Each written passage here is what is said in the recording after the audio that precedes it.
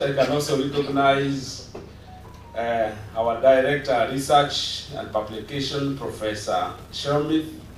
Let's appreciate Professor. She's in the house. Thank you so much.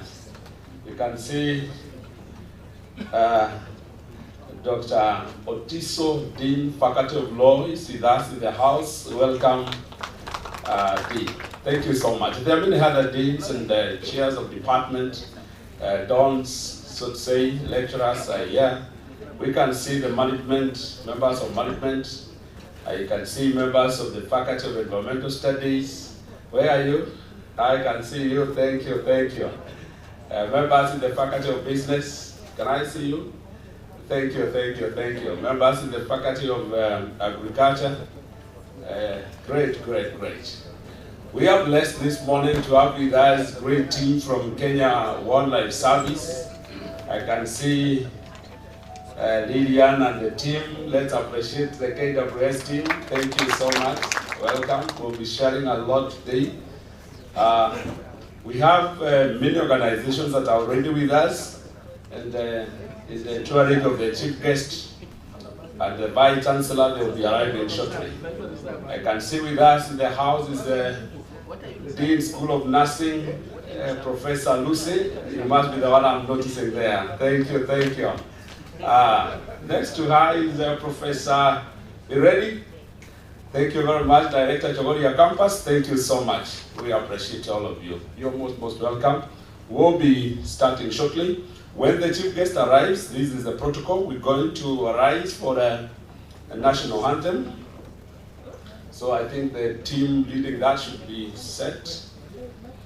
We'll be having the national anthem and the East African anthem. Then we'll have a word of prayer, and the program will continue. As you know, we are practicing environmental management, and we decided to have minimal paper use, as you may have realized. And for those who have already done their registrations, for those who have already passed through the registration desk, you must have been issued with a QR code that you need to get the documents once you do the registration. So we really appreciate you for coming. I'll be the moderator for the first session as we move on, and my name is Dr. Jafford Rida. I'm the Dean Faculty of Environmental Studies and Resources Development. So you're most welcome.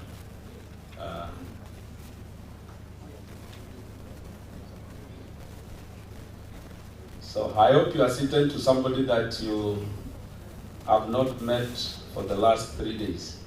If you are sitting next to somebody that you have been together for the last 3 days, I think there's a challenge of networking there. 1 month, not 3 days, eh? I thought there are some who may have come along in the same car, perhaps. There are those who perhaps have shared office, and you find when they even come here and they want to sit together. That's okay, well. You can see all of you. We have Zalan. Zalan is a student from Sopron University in Hungary. Welcome. You're fine? Sure.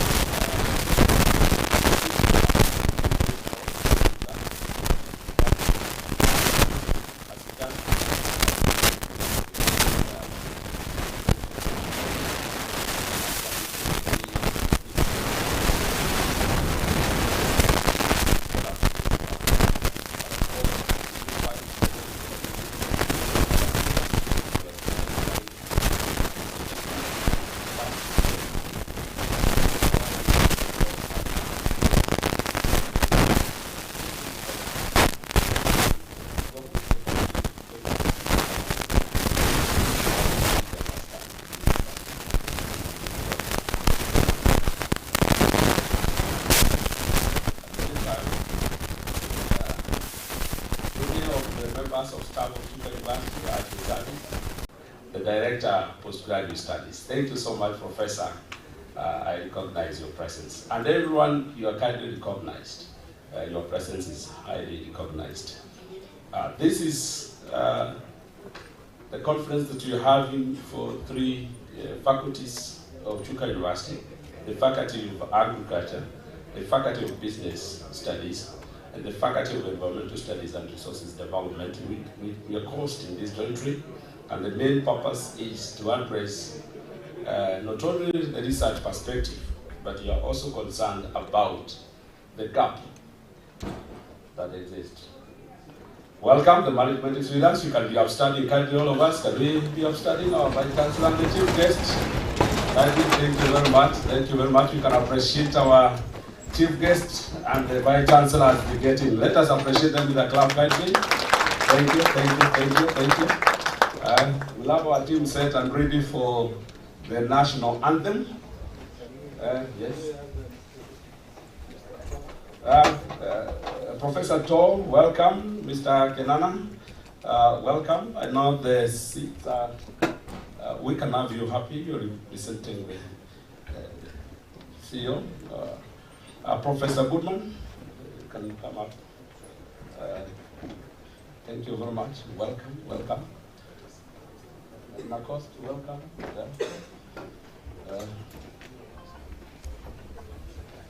Yeah, thank you, thank you.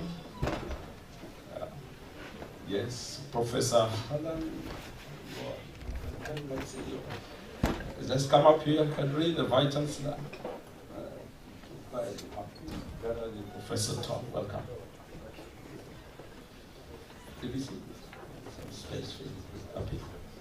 Thank you. Our team is set for the national anthem, guided by the Chief Guest and the Vice Chancellor. We can get set for the national anthem.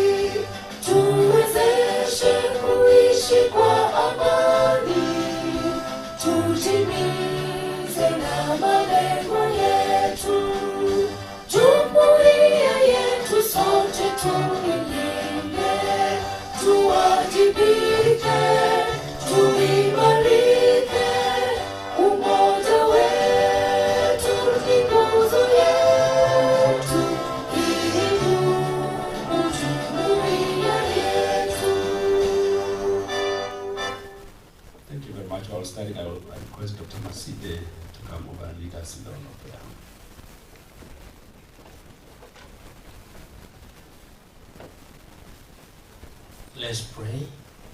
Our Father and our God, in the mighty name of Jesus Christ, we thank you this morning for your grace and your mercies. The Bible says your mercies are new every morning, and we thank you for the renewed mercies upon our lives. We thank you for this great prophetic university. Thank you, Jehovah, because of granting us this opportunity even to have this international conference being co-hosted by the Faculty of Environmental Studies and also Faculty of Agriculture, the Faculty of Business Studies. Our prayer is that even as we continue today to showcase our research outputs, that we'll be able to, Jehovah, to impact the society, even, oh my Father, to transform and, oh my Father, to bring development not only in Kenya but across the world. We thank you for the university CEO, the university Vice Chancellor, the guest of honor, the university management, and, oh my Father, all the guests, the stakeholders, all the participants. Thank you for the grace that you've accorded each one of them. You've granted us journey mercies all around the country, even as we travel to this great event. Our prayer is that on this auspicious occasion, you lead us and you guide us as we go through this opening ceremony, the keynote speech, the round table discussions, and even the presentations. We pray that you'll be together with us. May your name be glorified. This we pray in the mighty name of Jesus Christ, our Lord and our Savior. Amen. Thank you. We may be seated. Thank you very much. Thank you very much.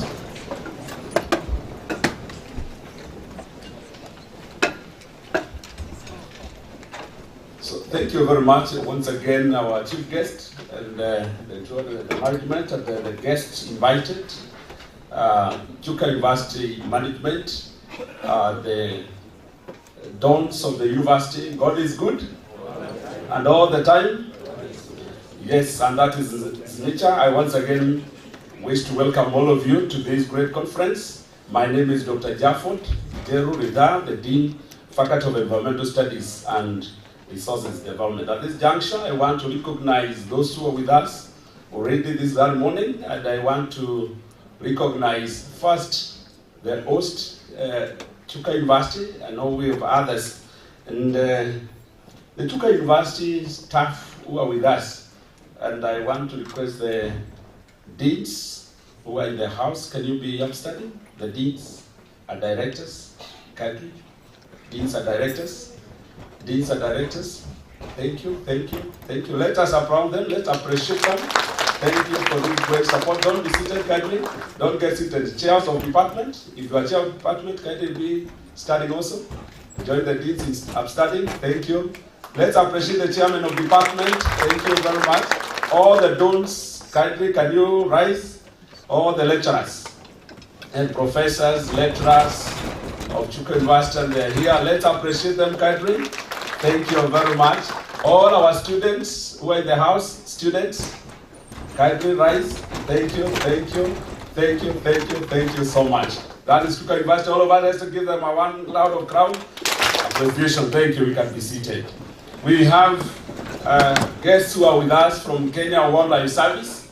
Kindly, Kenya Wildlife Service, can we have you upstanding? They are always in uniform. You cannot mistake them. Let's appreciate them. Thank you, thank you. They are with us. Thank you so much. We have the Kenya Forest Service. Are they around? Thank you, thank you. Kenya Forest Service, they are also represented. We have National Commission, NACOST. NACOST arrived very early yesterday. Oh, they are far ahead. Thank you very much. Let's appreciate them. There's some space over here. Kindly, you can still come closer here. The other team that we are with, who are with us here today is the team from ROPES. Where are they? The ROPES who are doing oyster farming. Thank you very much. Welcome. This is a CPO, community-based organization. Welcome. There are people who are coming from East African Grain Council, EAGC. They are with us here, the partners in this conference planning. Jacinta, thank you, and our team, they are setting.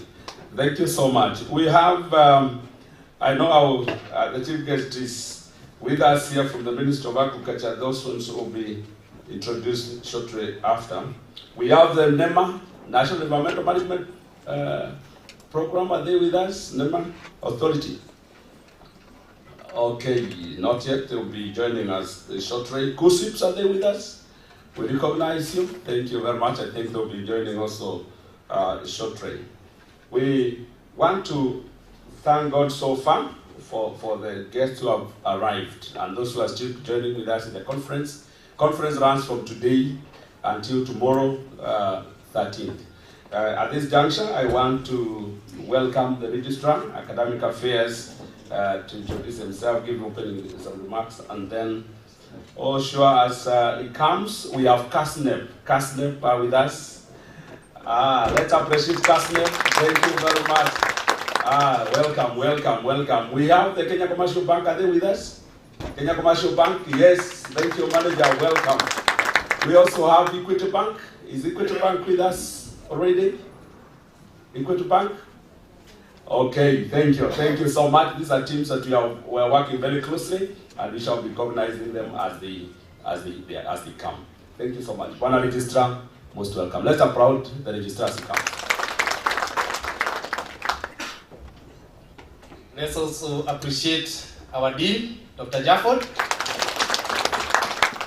our chief guest for today, Bwana Colin Marangu, our VC, our DVCs, all our partners from across this country, our Chuka University staff, the professors, and our students, all protocol observed. Good morning. Good morning. Good morning once again. Good morning. We are happy this morning because when you look at our mandate, our core mandate as Chuka University, we have 3 core mandates: quality training, research, community engagement, and international relations. This time here, our mandate, our core mandate we are fulfilling today is on the research. To disseminate that knowledge, the technology transfer, it goes to the community. It has to go to the community so that it must have the impact to the community that surrounds us. So with that, I wish to invite our registrar in charge of administration and planning to follow the protocol. Yeah, thank you so much. All protocol observed, good morning. The nature of life is that we get better by learning, and we learn by sharing. During this conference, let us learn, let us share as much as possible. And now, the Deputy Vice Chancellor, Administration, Finance Planning, Professor Kindiki Karibu.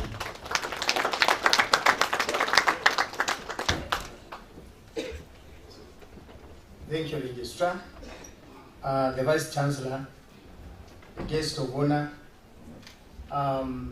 all protocols observed. Ladies and gentlemen, good morning. Good morning.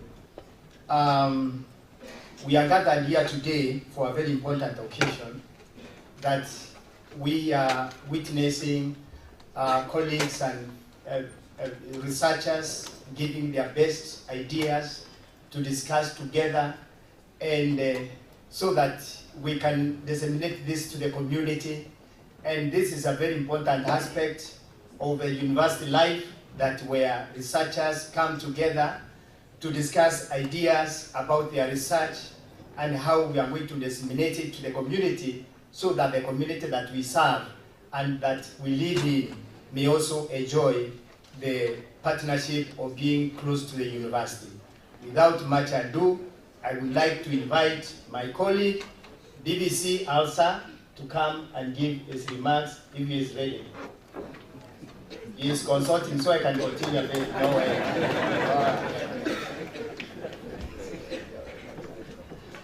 Yeah, thank you so much, Jonah. Our guest of honor here present, Vice Chancellor, our distinguished guests, all invited guests, and all established protocols. In the interest of time, I want to say, Bwana asifiwe, Mungu ni mwema, na wakati wote. Yes, this is a wonderful, wonderful day that the Lord has made, that we should rejoice and be glad in it.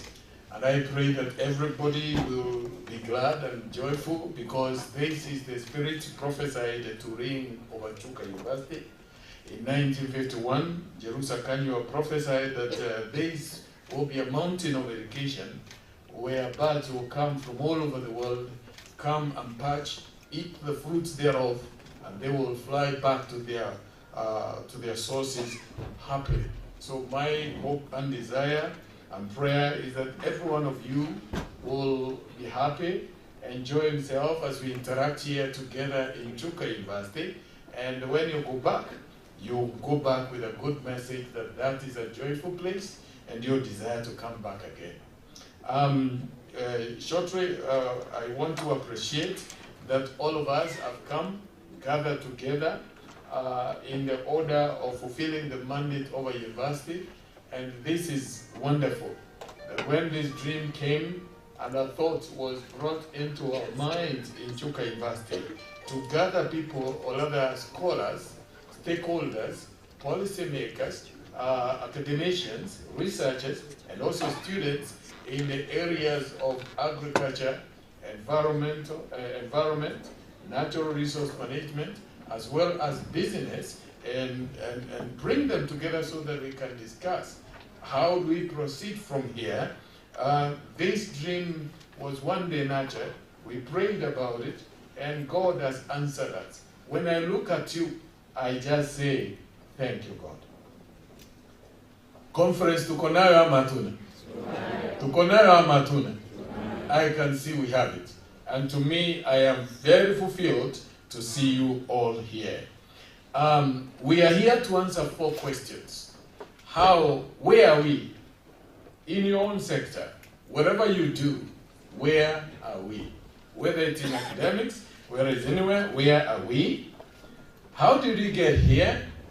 And where should we be? And how do we get where we should be? And so in this case, I just want to, at this moment, allow me to just recognize a few people that have not been recognized. There is the agricultural sector people, the people from Agricultural Sector Network. Are you here?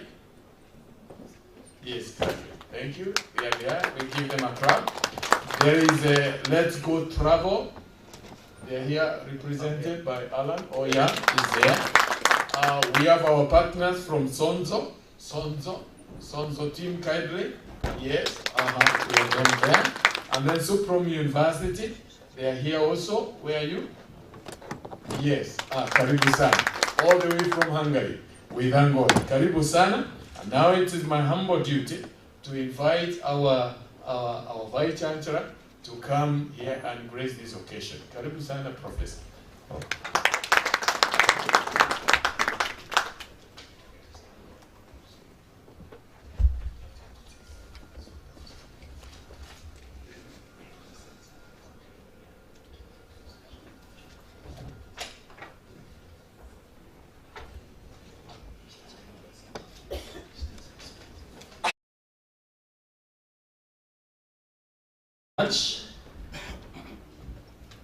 You are not happy? We are not in a funeral. Can we have some bright smiles? All right? The chief guest, Mr. Collins Marangu, who happens also to have been my classmate from 1 to Form 4. And I was his prefect. And I'll continue being his prefect today. So don't give us a very big speech, but promise us a lot.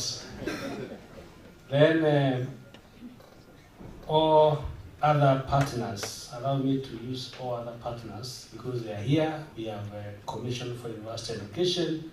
We have Mr. Goodman, he was here yesterday also. He's from Texas. He's running a very vibrant street rehabilitation in Maua. I have my Deputy Vice Chancellor here.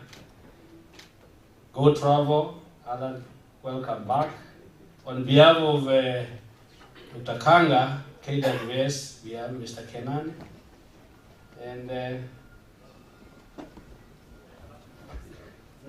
Nakosti is here.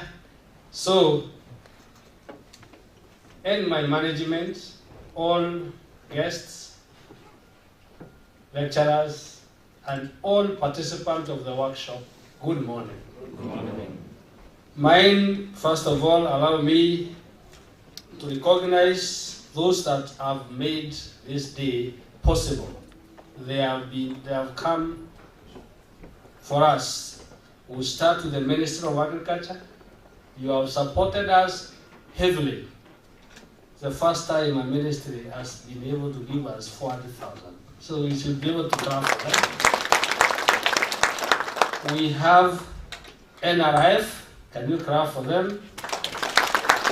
Tharaka County, they have also come in. Whatever you hit here is on campus of Tharaka. So clap for them. Chuka University, we have also donated a few things. Can you clap for us? Kenya Forest Service, Kenya Wildlife, Agriculture Sector Network. Can we clap for them as I mentioned? KWS.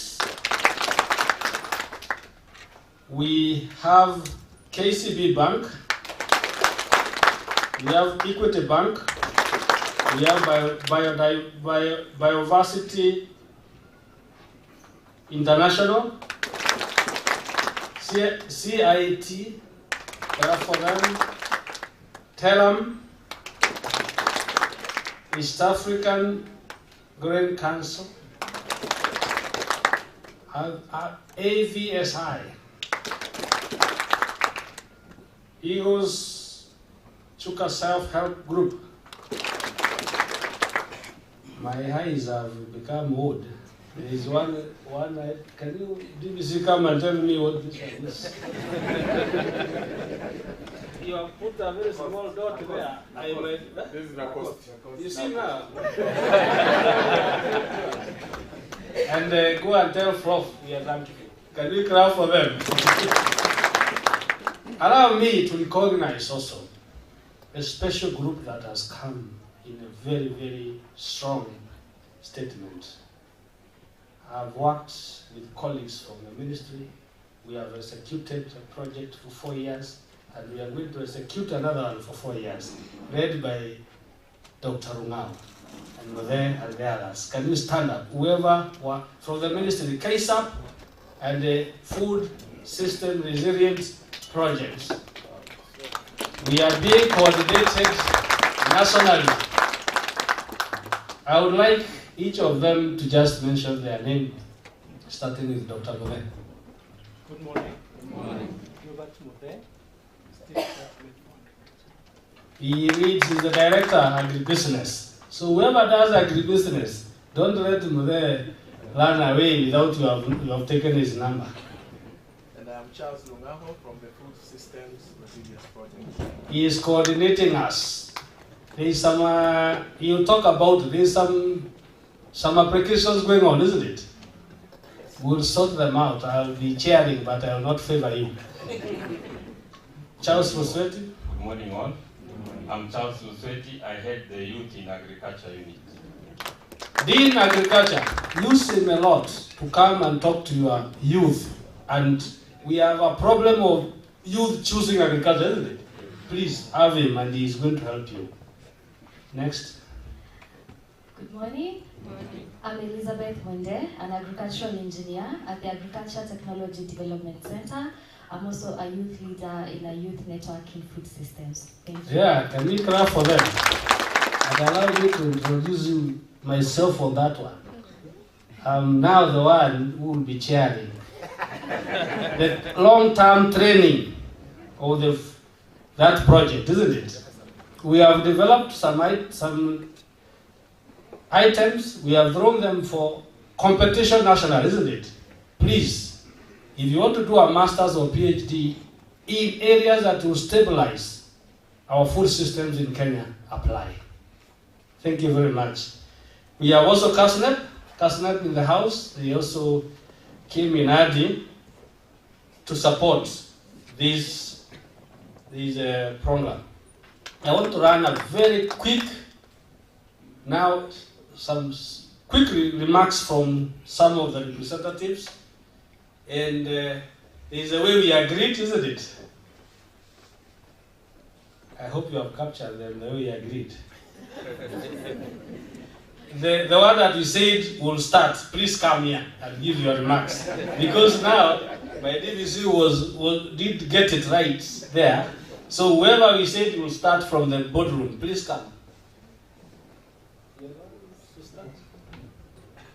There were 3 ladies lined up, isn't it? Aslet. Please. And 1 minute for each. All protocols observed. I am privileged to be here on behalf of our CEO and the chair who really wanted to be here. So receive greetings and apologies from our chair, Dr. Bimal Kantaria, who was really planning to be here, and our CEO, Agatha Thuo. My name is Chris Shimba, and I am in charge of policy, research and advocacy at ASNET. And at ASNET, what we do, we are the voice of the private sector in agriculture, and ours is really to think about how can we be able to transform agriculture and make agriculture realize the potential of what it should be. And for us, we do a lot of many things, including policy advocacy, and we work very closely with the government and also development partners, just to ensure that we create good environment for business so that our businesses can thrive. In this occasion, we are looking forward to great discussions and also contributing more and learning from each other so that we can actually have food security and nutrition security. Thank you very much.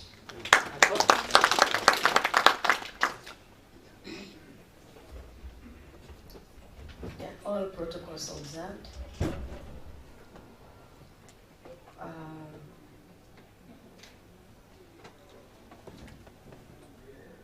God is good. All the time. And all the time. God is good. Yeah, I'm just sorry to convey the not our CEO not being around because he got an urgent office duty. I'll just give one, maybe 2 sentences of what NACOST does. NACOST is an acronym of the National Commission for Science, Technology and Innovation. We have 4 mandates, broad mandates, advising the government on matters of science and technology. We coordinate activities in ST&I. We regulate. If you've done a research in Kenya and genuinely you want to get a permit, NACOST offers that, and we also promote science and technology. So our presence here today, it is because we promote research and because of the theme of this conference is empowering communities, transforming lives, and building the future. How you build the future? It is research. And research without integrity is not, it will not take us far. So we support research, and we are here to advocate for anybody who is doing that research to come and get the permit from NACOST. At the same time, we are international focal points of many conventions, and through that we have connected a lot of institutions with these international organizations. One of it is the International Center for Genetic Engineering and Biotechnology, which promotes a lot of research, and you can only get through to that institution by liaising with our office. The other one is on IEA, the International Atomic Agency, energy, renewable energy, and we know agriculture is one of those areas we can get renewable energy if we get materials that can be, like alcohol, which is one of those chemicals that can be used in renewable energy. So in short, NACOST is there to support all the universities, all the institutions of research, and all those who align with the policy in research. Thank you. Thank you very much. KWS, you'll be given ample time to talk about your institutions during the discussions. KWS. Thank you very much, VC. And let me be sensitive and move with the flow. So allow me to just flow with the established protocol. And I can see where you're going, and I know what we discussed. So I would just like to keep it very brief. Well, I would like to say that I am here on behalf of KWS. So I would like to convey apologies from my Director General, who is now Professor Kanda. Professor Erastus Kanda, I was telling the team, he is now peers among here. He was not able to join here, but those of us from the institution can tell that he has a special place for Chuka and for this area, perhaps for obvious reasons. Yeah, so the team is here. We would just like to say that at the Kenya Wildlife Service, we exist so that we can be enablers to create a good environment to champion conservation. We believe that if conservation is done well, excellently, it will be good for both people and nature, and that's what we are here for. So with that, Phil Max, I didn't say my name, sorry. My name is Lekishon Kenana. I'm a Deputy Director responsible for conservation science programs at the Kenya Wildlife Service. And I'm glad to be in this place. Thank you very much. Let's clap for it. We have a lion outside there, isn't it? Those of you who have not taken a photo with a preserved lion, please do it. The sitter, yes. Department and Grand Council. 1 minute. Yes, indeed, 1 minute. All protocols observed. Good morning. My name is Jacinta Mwao. I work with the Eastern Africa Grain Council. In short form, we say EAGC. And I lead our country program in Kenya, DRC, Burundi, and Ethiopia. It's a pleasure to be here today. And it's a good partnership that we have with the Chuka University. We are looking forward to the 2 days of this conference. Most importantly, we are keen to take up the recommendations from the various papers that will be presented so that we can link industry practices to the good research and even commercialization and scaling up of those good ideas. So in line with our role, which is to be the voice of the grain industry in Africa, we'll be very keen to even work together with the university on policy briefs that will be helpful to help us to move that research into industry practice. And most importantly, again, tomorrow we have a conference together, an agribusiness exhibition as part of the conference together with Chuka University. So we are expecting about slightly above 800 farmers, majorly from Tharaka Nithi County, and we are doing this in partnership with Chuka University and Tharaka Nithi County. So we are looking forward, and you're all invited as we look into climate-smart practices and technologies for sustainable food systems. Thank you very much, and I hope I was able to give time. Thank you. I think you have done very well. And the exhibition will be in pavilion. Let's be there to support. Alan, go Kenya, go travel. Buona VC, chief guest, all protocols observed.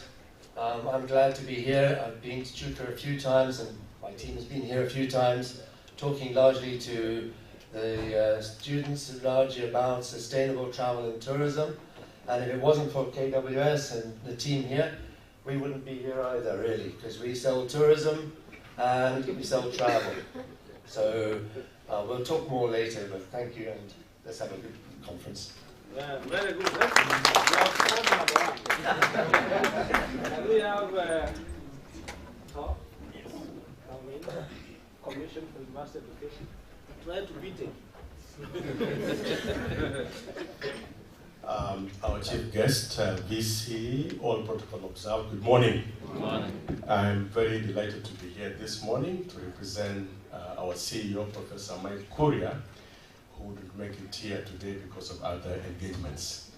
Our role as the Commission for University Education is to ensure quality in the university. And one of the key functions or key objectives of the university is to promote research and innovation and to share the findings from research with the community. I'm so happy that we're doing this. We like it. I work in the Department of Research, so I'm at home. I look forward to a very engaging and insightful engagement in this conference. Thank you very much. Professor, thank you. We observe quality.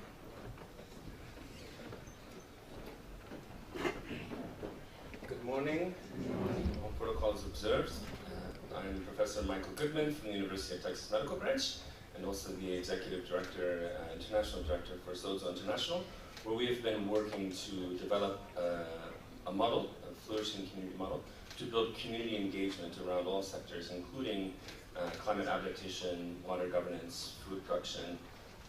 And so we are very interested in this conference, both what we can bring to our communities and ways that we can bring our community model to work that you may be doing to support your communities where you're active. So if I could just have quick hand waves from people from SOZO Kenya. Just stand up, please, just so you can see. Thank you. Yeah, thank you very much. Thank you. We are done with that.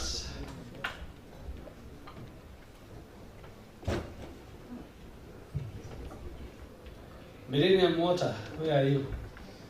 Dustin, in fact, I wanted her to start. I don't know why she... We are not going to extend that. The others, I'll tell them to wave.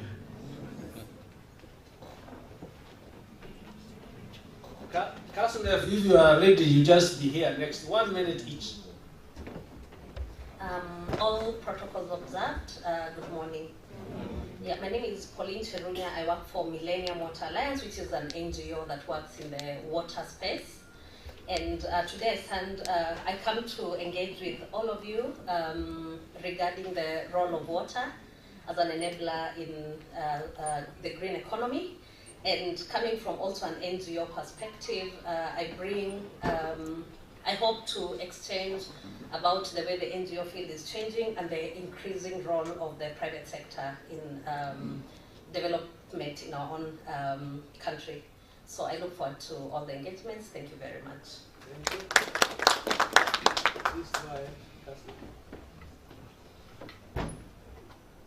All protocols observed. Good morning, participants and delegates. I'm Dr. Millicent Kabara, the Head of Corporate Research, Innovation and Consultancy at CASNEB.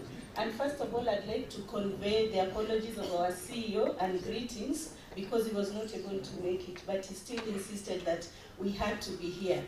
Now, at CASNEB, we are an examination body. We offer professional courses, and we are in partnership with Chuka University. It is one of our examination centers. And again, this conference is about agriculture, environment, but we are also talking about agribusiness. So, on the business end, you need to pursue the professional qualifications, if not for you to be able to manage your business, at least to get the skills so that you are able, when you are advised by your accountants and your finance experts, you are able to follow. So I'd like to encourage all of us to go and visit our tent. We are going to give you more information about our qualifications, and we'll also be engaging later. There's a topic on leveraging on corporate research, innovation and consultancy that we'll be sharing and more about CASNEB. Thank you.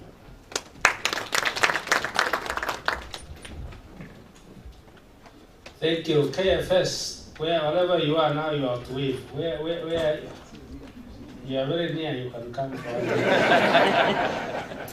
When you are being told, and we have to be close to this one, including Guanamarango, by 10:30. Thank you so much, our chief guest, our vice chancellor, all riding on the protocols already observed. Good morning. My name is Dr. Elizabeth Wambogo, Deputy Chief Conservator of Forests, working as a principal, Kenya Forestry College. I'm here to stand in briefly for the Chief Conservator of Forests, Mr. Alex Lemakoko.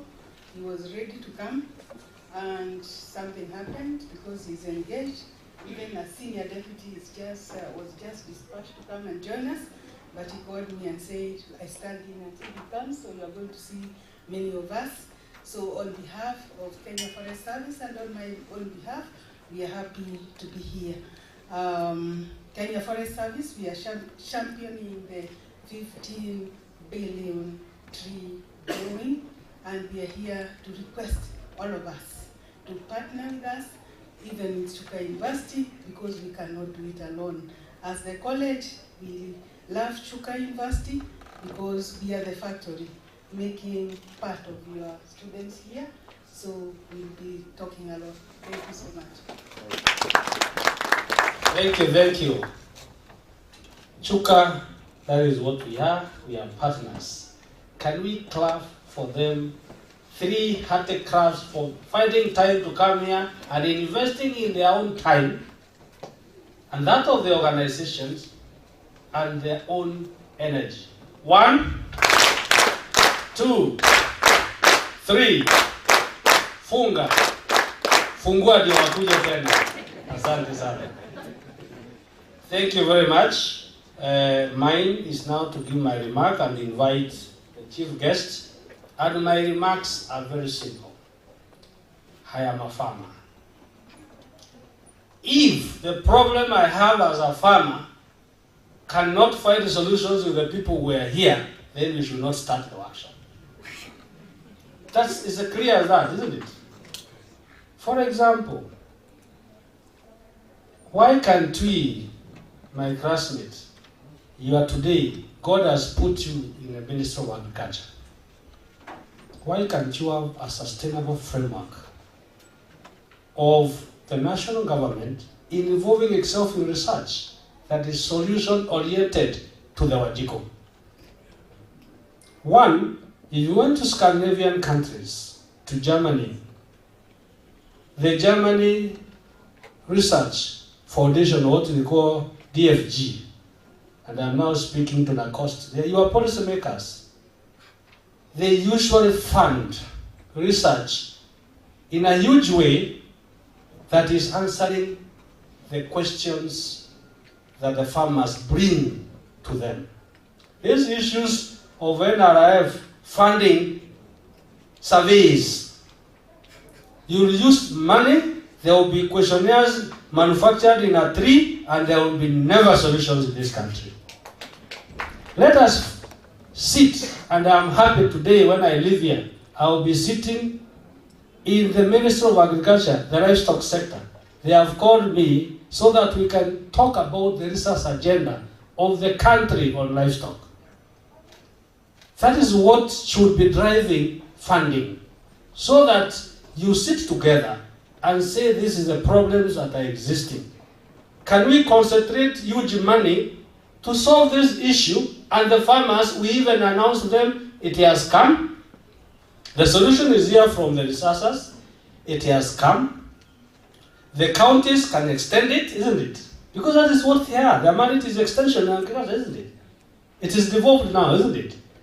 Then the national government can put policies that will sustain that solution, isn't it?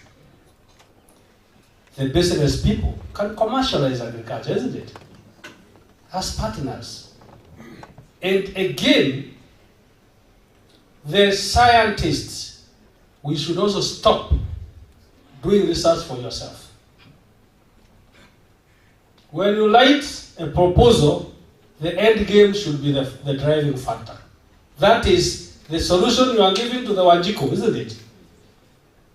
And once we do like this, you put a good basket that is going to sort a problem. For example, in the Rakanivi, I'm an horticulture farmer, and I'm unable to do my business because white fly has become a problem. It is drying all those things we are planting, isn't it, Dr. Mode? Can't we have these people here, led by the ministry, sort out that problem once and forever? Hammerworm was also an issue, isn't it? Can't we be driving ourselves? We put our resources. And I'm speaking this one because when I speak to you, Mr. Kagwe will hear and the president will hear. That is the kind of solutions. Why can't we be like one time, sometimes people say, there are sometimes people are saying, we are engineers. They were locked in a room and told manufacture a car. And if you don't get a car, you will not get out of that room. They manufactured, and that is how Beetle was. The Volkswagen Beetle was manufactured. The earlier we come together, all of us, with an agenda for solutions, is when we shall have our own issues sorted locally, isn't it? Then we shall not complain America has refused to give us money. Why should they give us money when we can provide money for ourselves? Personally, I don't regret it. It is time to think. When you have a problem, Professor Nanwa, is when you sort yourself out, isn't it? Let us sort ourselves and let us donate money to America. That is how I would say. And as you discuss, let's have all of us these partners. They have come in many. By the way, I would just tempted to mention this. The model of us using the ministry to bring in universities bring in research and training so that we can sustain skills in agriculture that will sort problems of Kenya was started during that project KSAP, isn't it? And now World Bank bought the idea, every project that World Bank is bringing to Kenya must have training in it. And research, is that really not sustainable? Can we craft for the ministry? This is a good one. And everything, and I think that's what Livestock, they are also calling us to borrow from what we did there. And this is the way forward. Let us have a cost to put a policy to the government, telling them you cannot leave out training wherever you want to sustain development. And I know, I can see, since I was the prefect, I can also see you holding yours. And I want, with all those very many remarks, can we all stand up? Give the honor to our minister, who is now being represented by the Agriculture Secretary, to come and give us our speech and declare the forum open for solutions for farmers. Thank you.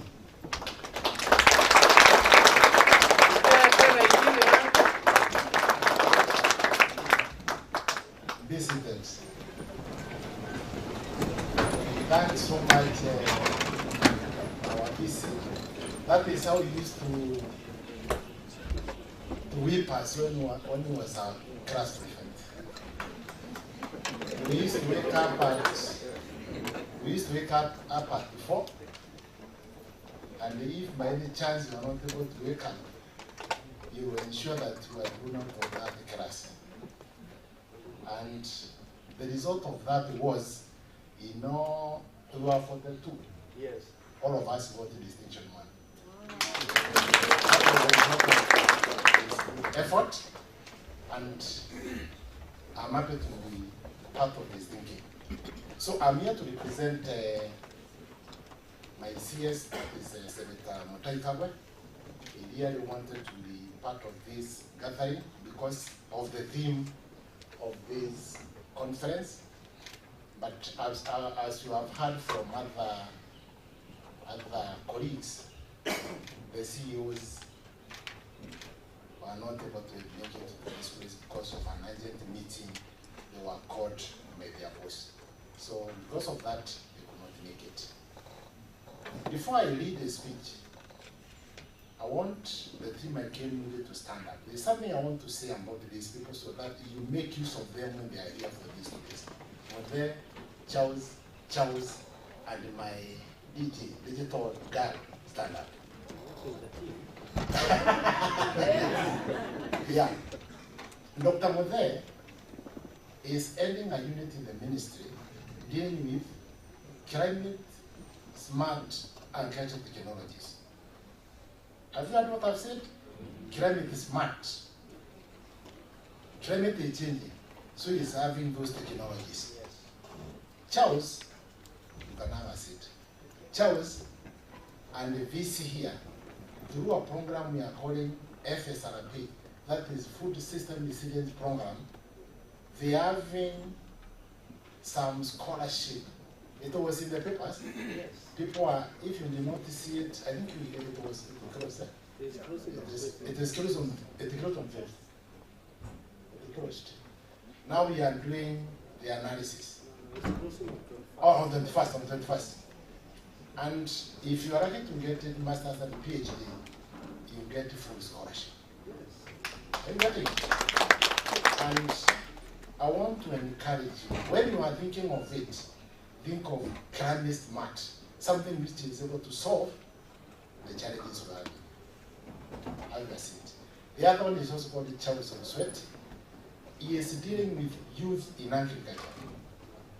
I'm taught in most universities, because we interact with them, students are not taking up agriculture courses.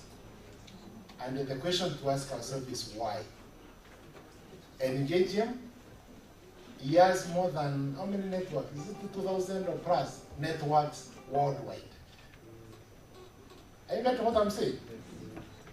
He will be here for the next 2 days. That's why I brought them. IUC. Engineer. Digital space. How many, where are the students? Have we stand up? All of you, come on, you are students here, stand up. If you cannot afford a minute of anybody in this room. Make sure that you follow her and ask her a few questions.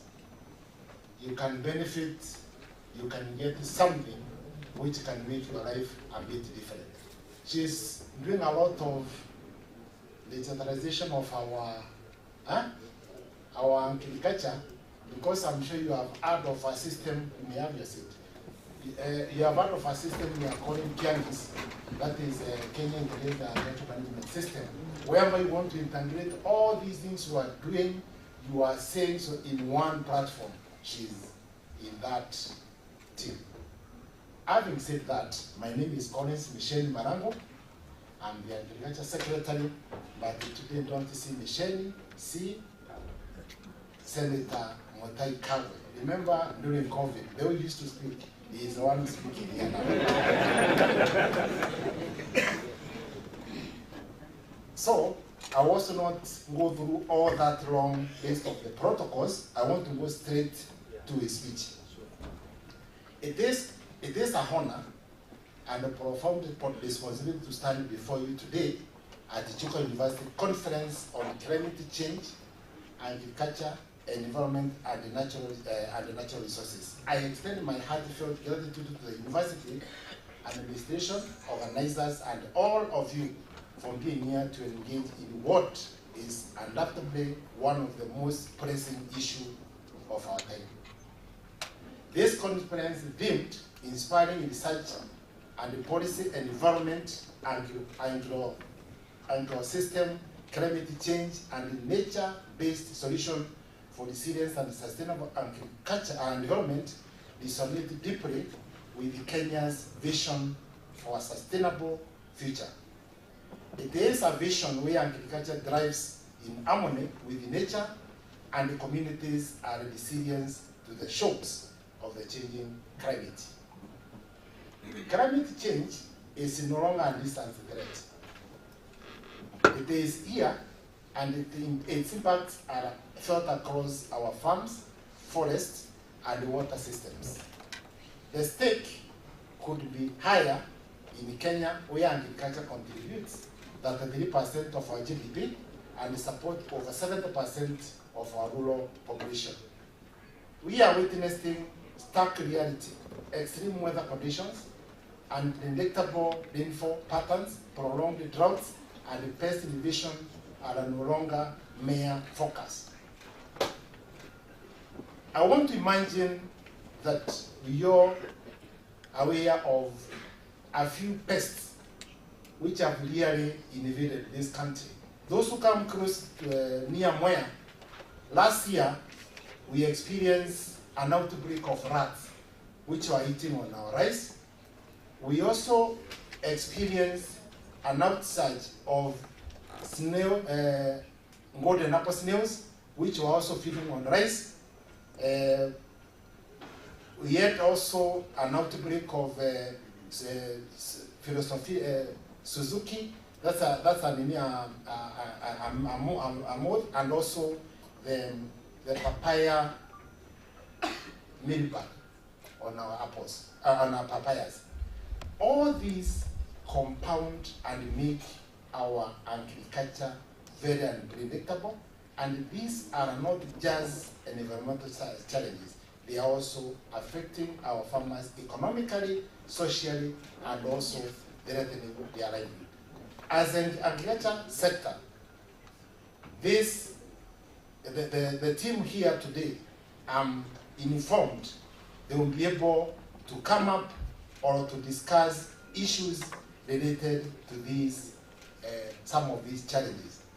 I want to urge the researchers in this room, the lecturers in this room, to aim at training students who, when released out there, they will be able to assist our farmers to be able to identify, forward their issues to the relevant research institution, and also to urge universities to start having outreach programs where they can also interact with the communities around them. Agriculture occupies a unique space in this climate discourse. It is both contributing to a victim, or rather it is a contributor to and a victim to climate change. However, it is also a powerful solution. Through sustainable practice, we can transform our agricultural system into engines of resilience and sustainability. Kenya Agriculture Sector Transformation and Growth Strategy, which my ministry is implementing, emphasizes on climate-smart agriculture as a cornerstone of our development agenda. By promoting drought-resistant crops, sustainable irrigation, and agroforestry, we are not only safeguarding food security, but also restoring ecosystem and subsequently carbon, or securing our carbon. For instance, the adoption of drought-tolerant maize variety has already shown remarkable results in arid and semi-arid regions, increasing yields up to 30% in counties like Ikitui and Makueni. As a result, the ministry, through the concluded Climate Smart Agriculture project, which Amake, the VC, was part of, we reached over 500, that is 500,000 farmers, empowering them with the tools and the knowledge to adapt to changing climates.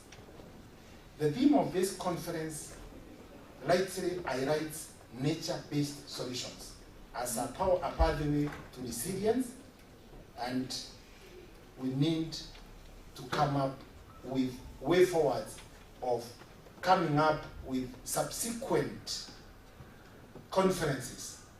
And I'm here proposing that we could even make this one as an annual event for all of us, where we purpose, mean around this time, we meet to discuss our gains and way forward to be able to save our farmers. Agroecology, for example, offers a holistic approach to farming and mimic nature ecosystems. By integrating trees, crops, and livestock, we can enhance biodiversity, improve soil health, and increase yields, all while reducing greenhouse gas emission. Studies show that agroforestry practices can increase farm productivity by 20 to 30% while reducing carbon emission and up to 50%. I want to speak to the lecturers and researchers in this particular Chuka University. Strive to produce students who, while being graduates, they can be able to impact on the communities rather than just focusing on them passing their exams. These are challenges which the CS is trying to throw to all of us. So when you are teaching, try to impact something to those students such that they can be able to solve solutions. And this one, I think, is even in tandem with what the Lisa said, that we need to have practical training, not just, You know, when I was in school, I remember we were doing pests and the diseases, and nobody mentioned to us anything to do with locust. Only to be given a docket where I was supposed to solve the problem of locust in 2019 to 2022. I was forced to go back to school to study locust physiology and those other things. So we need to be alive of what is happening around us so that we can be able to solve some of the problems facing us. This challenge is too great for any single sector to handle. Mark this. These challenges we are facing about the climate change, it is too great for any sector to handle.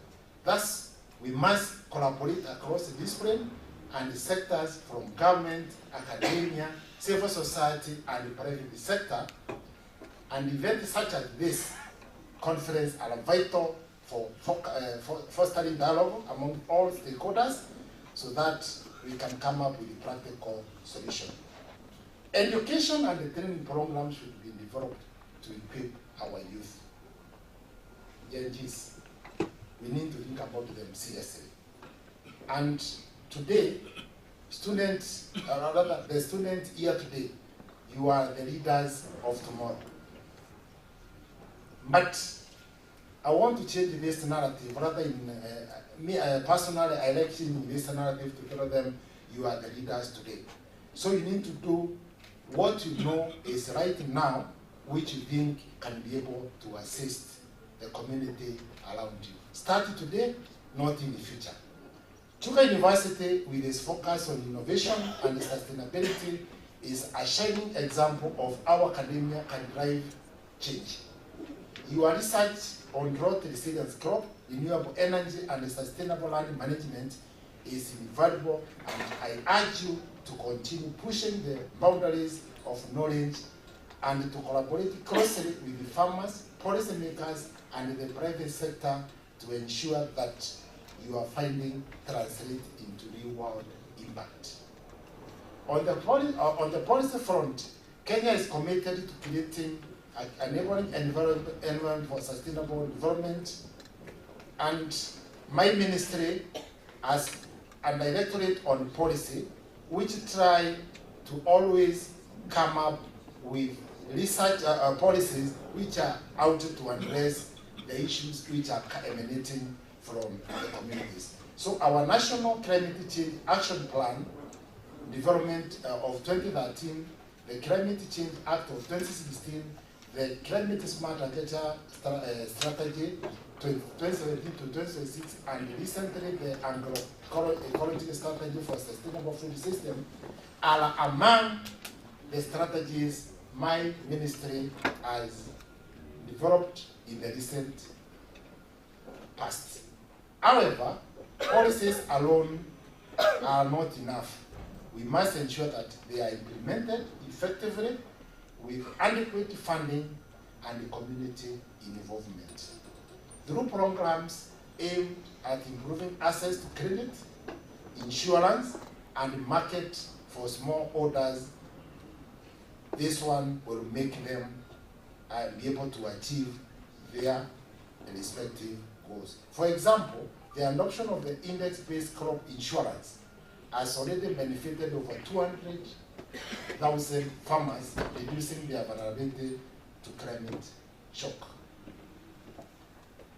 As I conclude, I urge each of you to think critically about how your work can contribute to the intersection of climate change, agriculture, and environmental stewardship.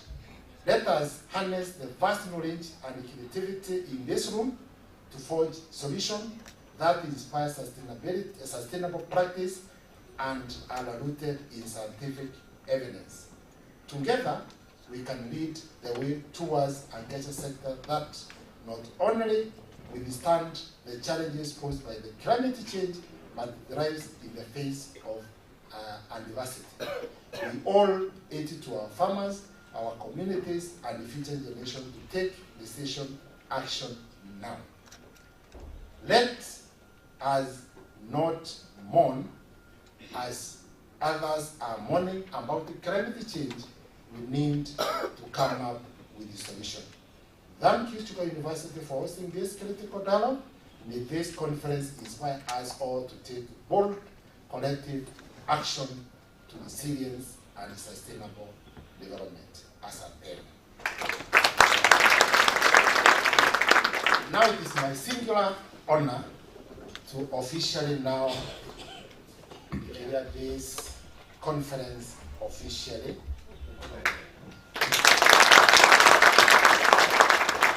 Let's give him his claps, and then we give his boss the claps, isn't it?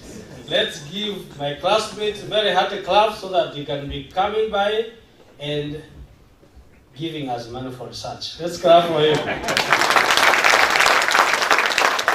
And for his boss, 3. Because now if you give the boss less than that, it will be 1, 2, 3.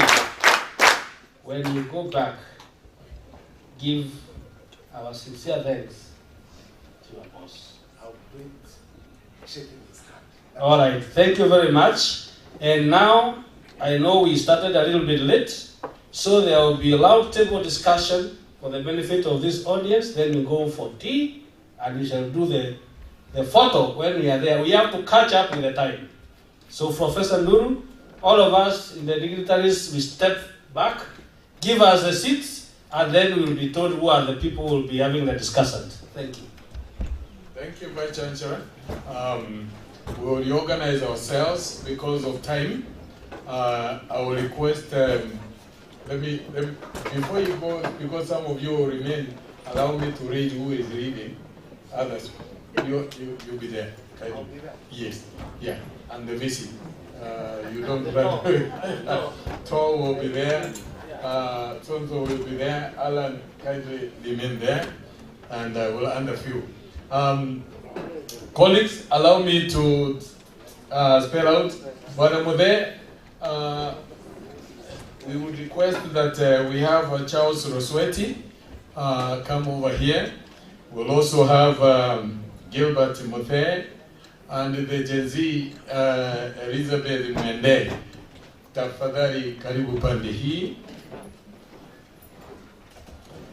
Yeah, colleagues, just to make sure that we are not confused, there is a little bit change of order. We will not go for the group photo. We want to do the roundtable discussion, and also at the same time, the keynote speech will be merged. We want to merge it together with the roundtable discussion so that we can save our time and catch up. So kindly understand in that order. So we have the VC, we have Goodman, we have Alan, Charles Rumau. Yes, I called you. Please, come over here. Don't remain that side.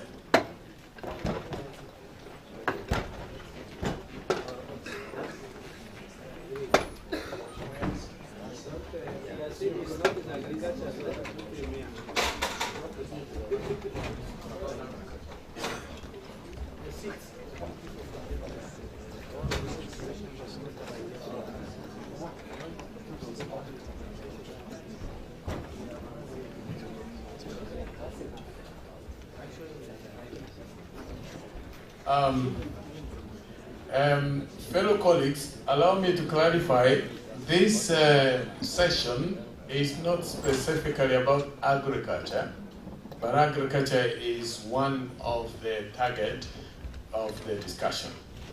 The need for this discussion is the concern that we have had in the universities that we are growing old, and very soon will not be in this space of agriculture, in the space of environmental management, in the space of natural resource management. And yet, when we look into the universities, the degree programs in these very important sectors of our country are not attracting robustly the students that we would want to see in numbers. When you look into programs in agriculture, when you look into programs in environmental studies, programs in natural resource management, like WorldDrive and all that, we are witnessing a scenario across board in our universities where students are declining with time. And then we ask, what's happening? If all of us will be out of this space, because, for example, me, I'm already in my 6th years, if you know how to count years, and I believe many of these and many of you are almost there, and we are looking at the sectors that actually support the economy of Kenya. If we are not there and we are not attracting youths into these sectors, who will be there to manage these sectors tomorrow when we are gone? And that is the question that we would want to address today, asking ourselves, what is it that we have not done to attract the students to our degree programs? Yes, we have them, but the numbers are dwindling with time. Some universities, degrees in environmental studies, fisheries, and agriculture are closing. Should we close them? These are questions we need to ask, and we have with us in the room a team of experts here who will help us to unravel this question. Where are we? Why are we here? And how do we come out of here? Because we would want to attract many students. We want to degrees in agriculture, agribusiness, business, environmental studies, to be having most of the students coming to the university. Can we be answered? Why are we here? And with us, before we get the other colleagues, because I will not give them time to introduce each one of them by time, I want every one of them.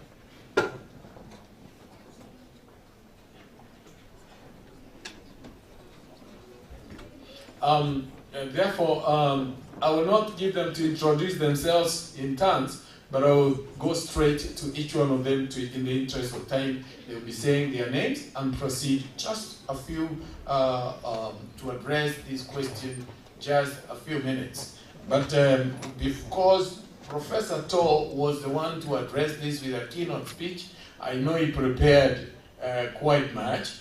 I want to give him just a few minutes. I don't know how you're able to save your keynote speech to address the very key question.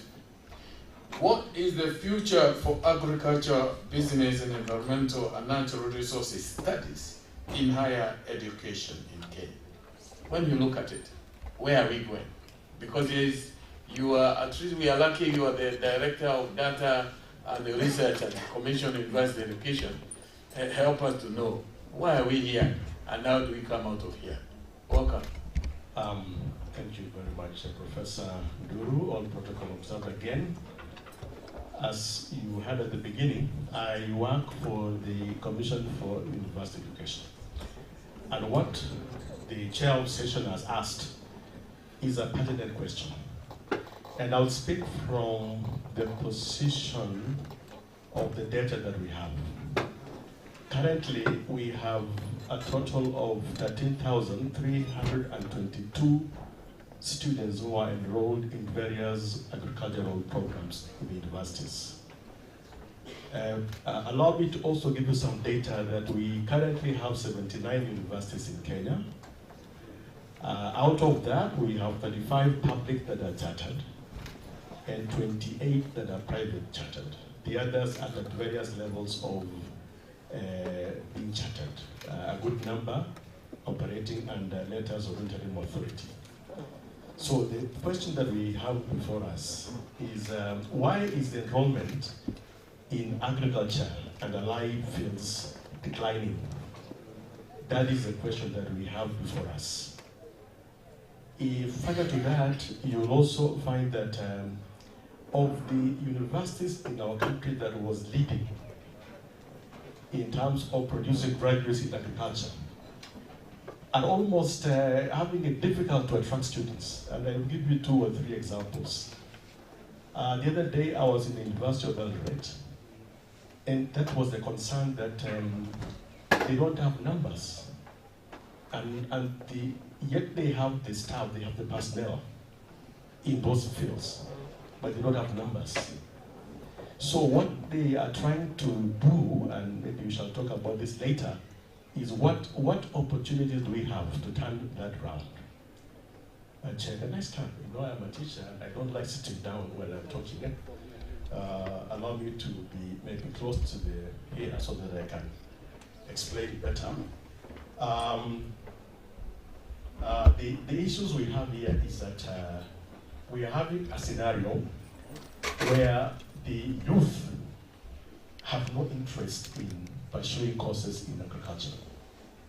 And I think as we proceed in the discussion, we will perhaps share some of the thoughts or possibilities or hypotheses why the youth are not interested in agriculture. But we have to note that despite agriculture being the backbone of our country, and you heard from the keynote speaker that 33% of our GDP comes from agriculture, the 3%. The agriculture contributes to 3% of the GDP. That is very significant. Out of that,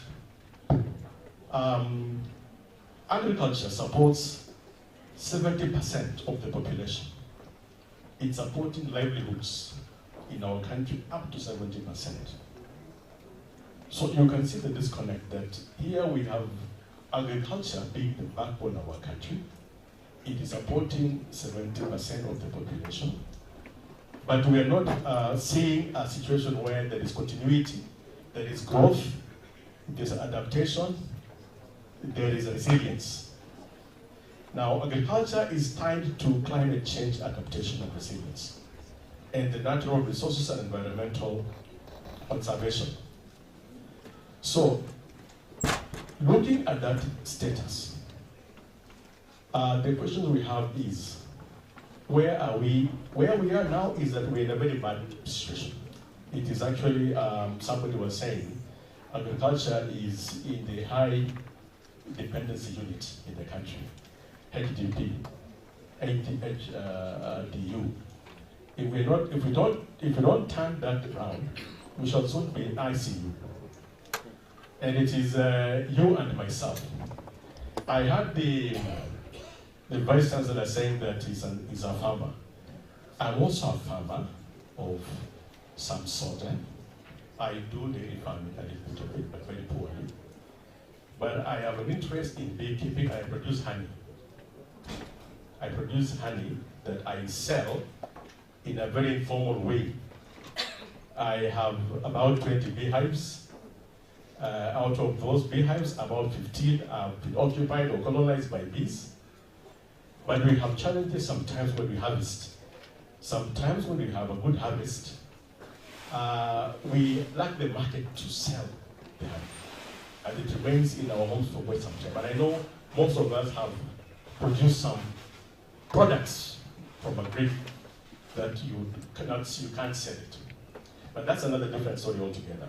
But that just goes to show that most of us here are in one way or another connected to agriculture. Now what we need are policy structures. We need interventions that can emanate right from primary to secondary and university. And the one thing that we have to crack is the attitude and the perception, the negative perception that we have formed around agriculture. And all of us have formed this negative perception. A good point is that apart from maybe the dogs and who goes to the streets frequently to complain and lament about funds and payments, I think farmers have been lamenting about the low returns, the lack of markets, and so on. And we tend to, thank you very much, I think that is a good one. This is better. Okay. Yes, yeah, I'm going to wind up.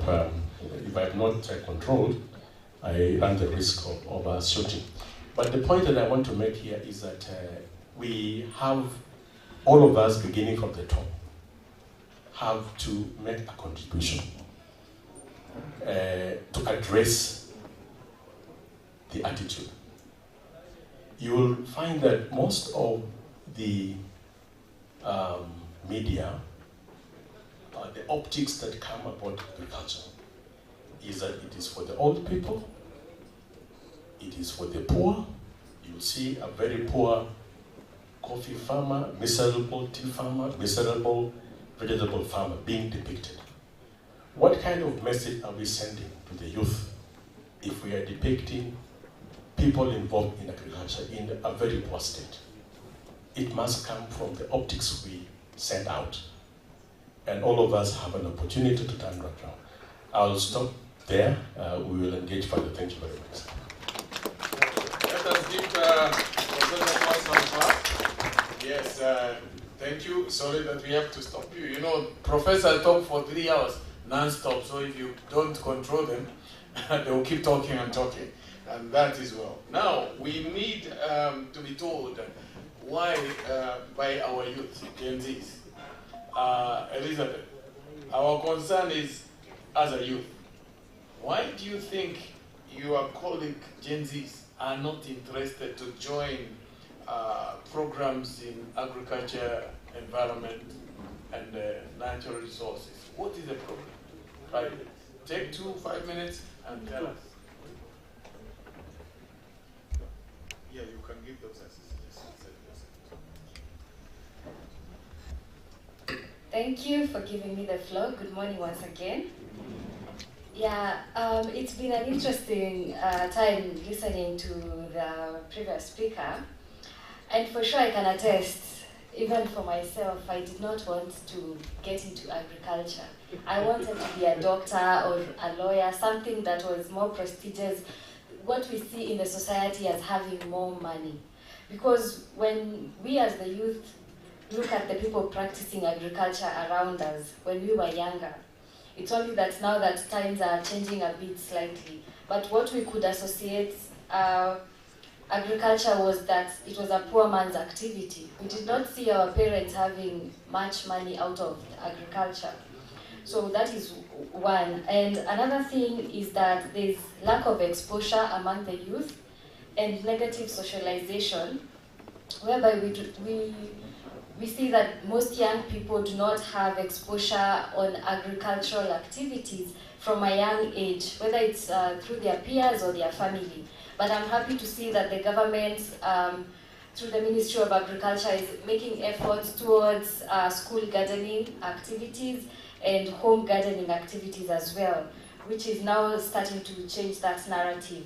Another challenge has been due to lack of resources, for example, land and financial resources for the youth, given that most agricultural activities need space, land to take place.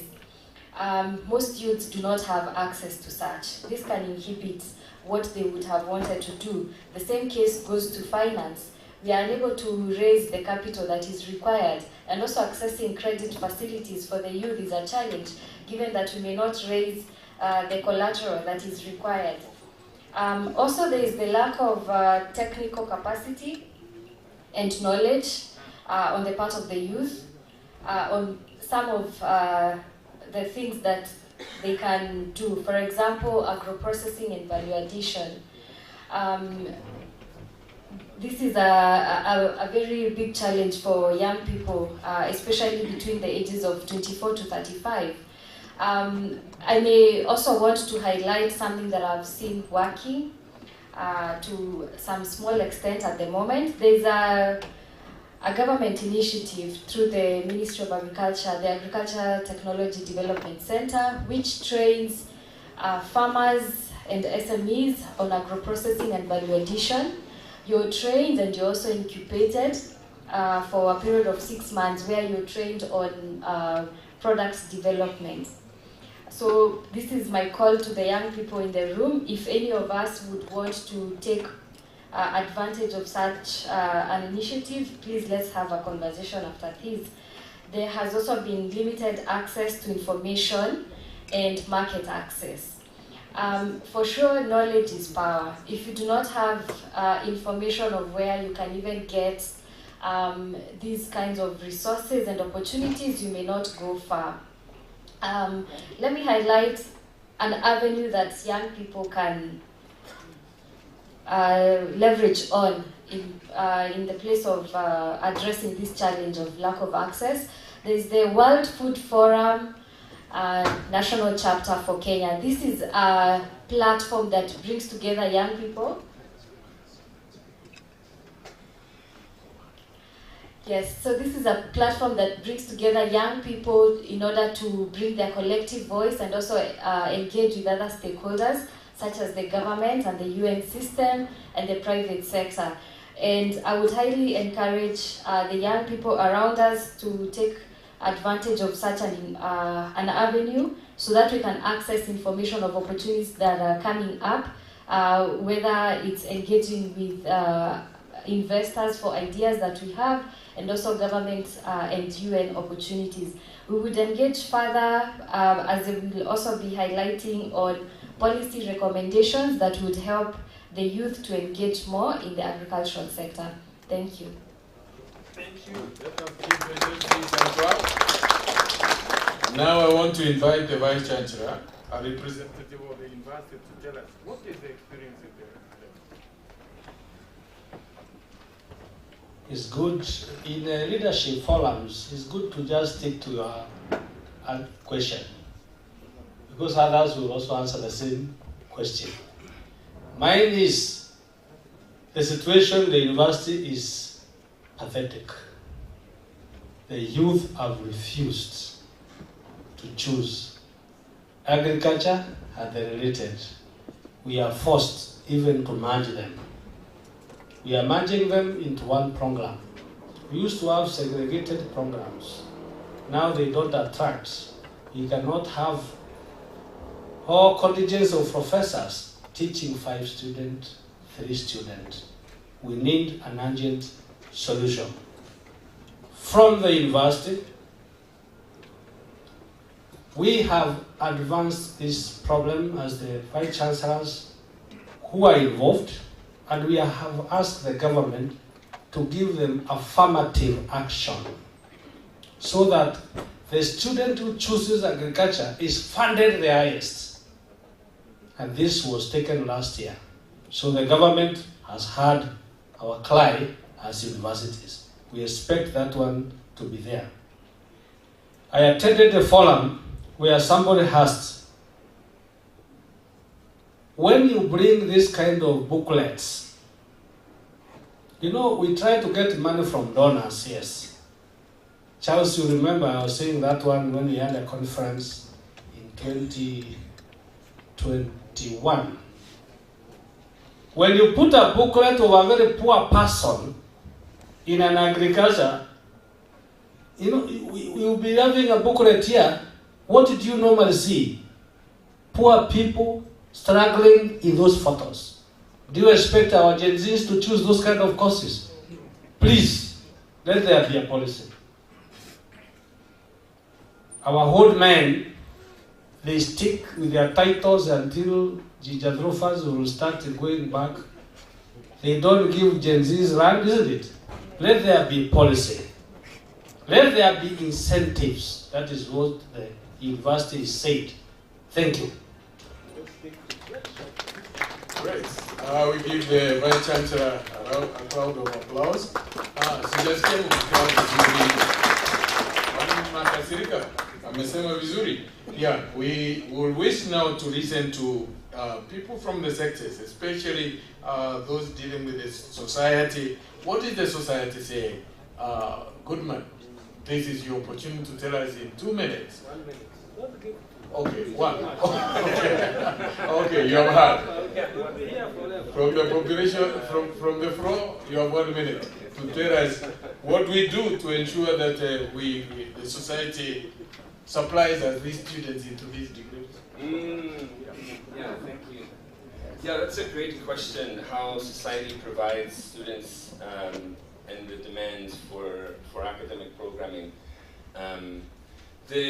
One of them is communities need to see long-term what the investment in their young people will bring to their communities.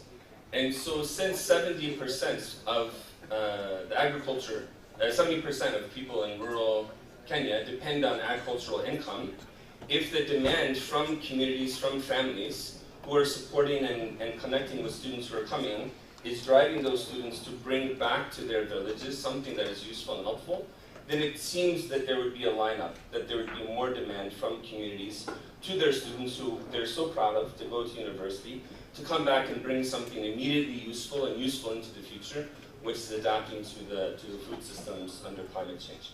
Another thing that I think merits mentioning is that in innovation, in policy, in technology, and resource management, none of this is possible in a sustained way, in an impactful way, without the buy-in of communities. So we have to be equally thoughtful about the science and the practice and the implementation of efforts to build community awareness, demand for programming that benefits them and their future, and that helps directly adopt the types of solutions that were identified. Thank you. Can we give them a clap? Yes, then now we turn to government. Policy makers. You have water. Yes, yes. And now we come to government who provide policy, and also they are the one who employ, they create opportunity. It's the mandate of government to provide services to communities, to farmers, to environmentalists, and therefore I would wish to invite either of them from government to be able to tell us what can we do differently from what the government has already done, so that we ensure students are able to see, when I finish agricultural environment, I will get a job. What should we do differently as government? Welcome.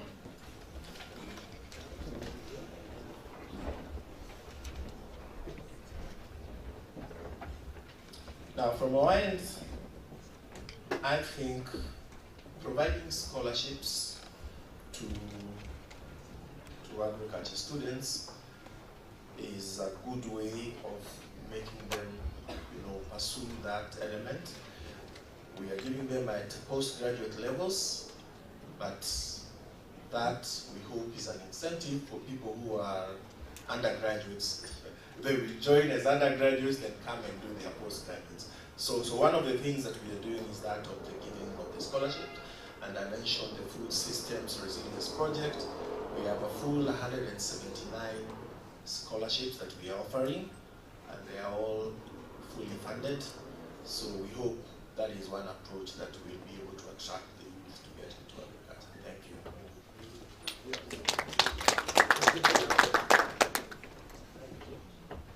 Thank you. Maybe from my side, I believe the best approach is one, there may be something that has been lacking in terms of creating awareness.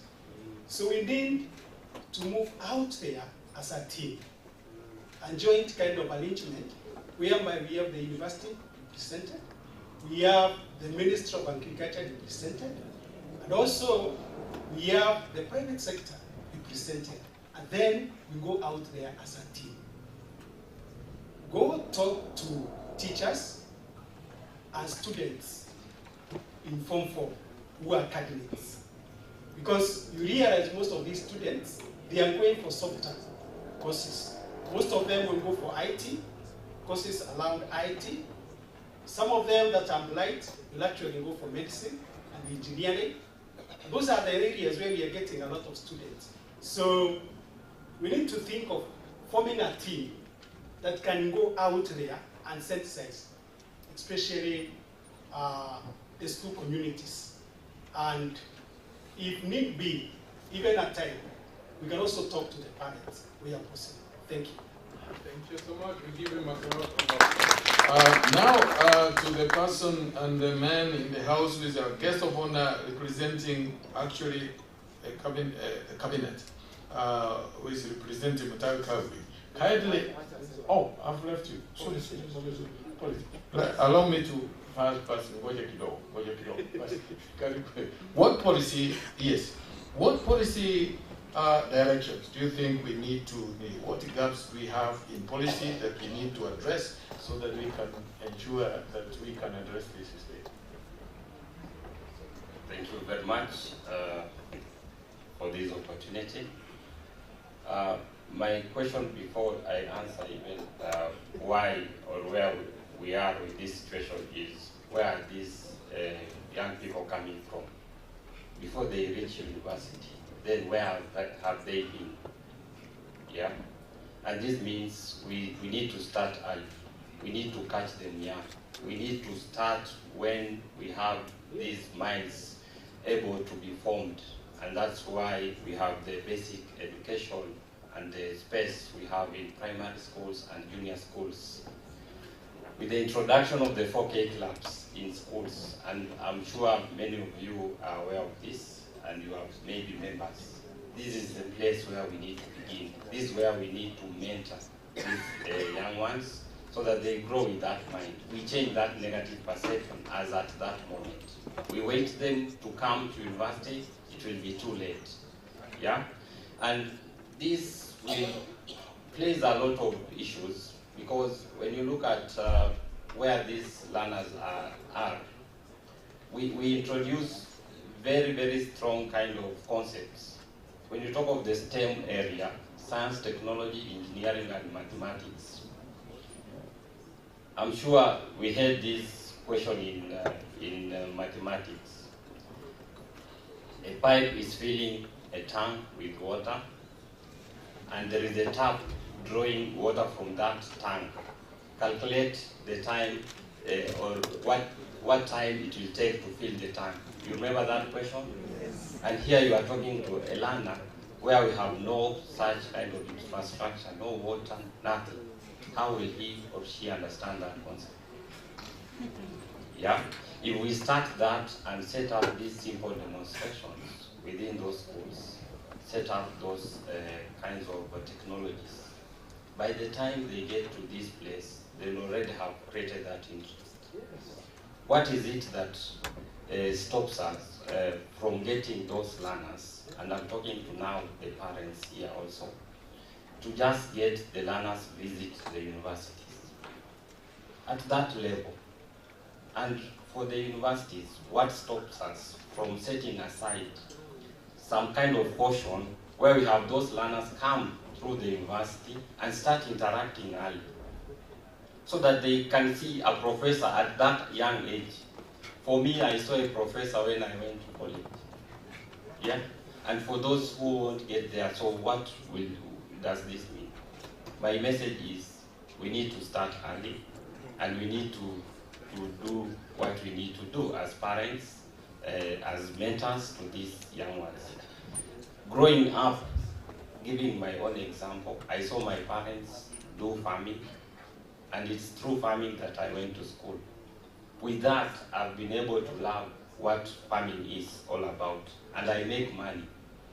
My father can see the benefit of farming, because once I graduated, I was able to do a farm business plan for him, because I now use the information that I learned. And when I sit here, yeah, sometimes I look at the phone and it is him sending me money. What does that mean? It means there is something in agriculture, and it's about persistence and sustainability of what you do. When you have, when you are doing the policy about farmer registration and all that, who are these farmers that we talk about? Is it a one-season farmer because the rains were good, or I heard a story that when I get into groundnuts, I'll make money, and then the next season I'm out of it? Is it what we want to pass to these learners so that they are attracted to farming? It is about persistence, it's about consistency. This is how we make and have these learners get into agriculture. Thank you.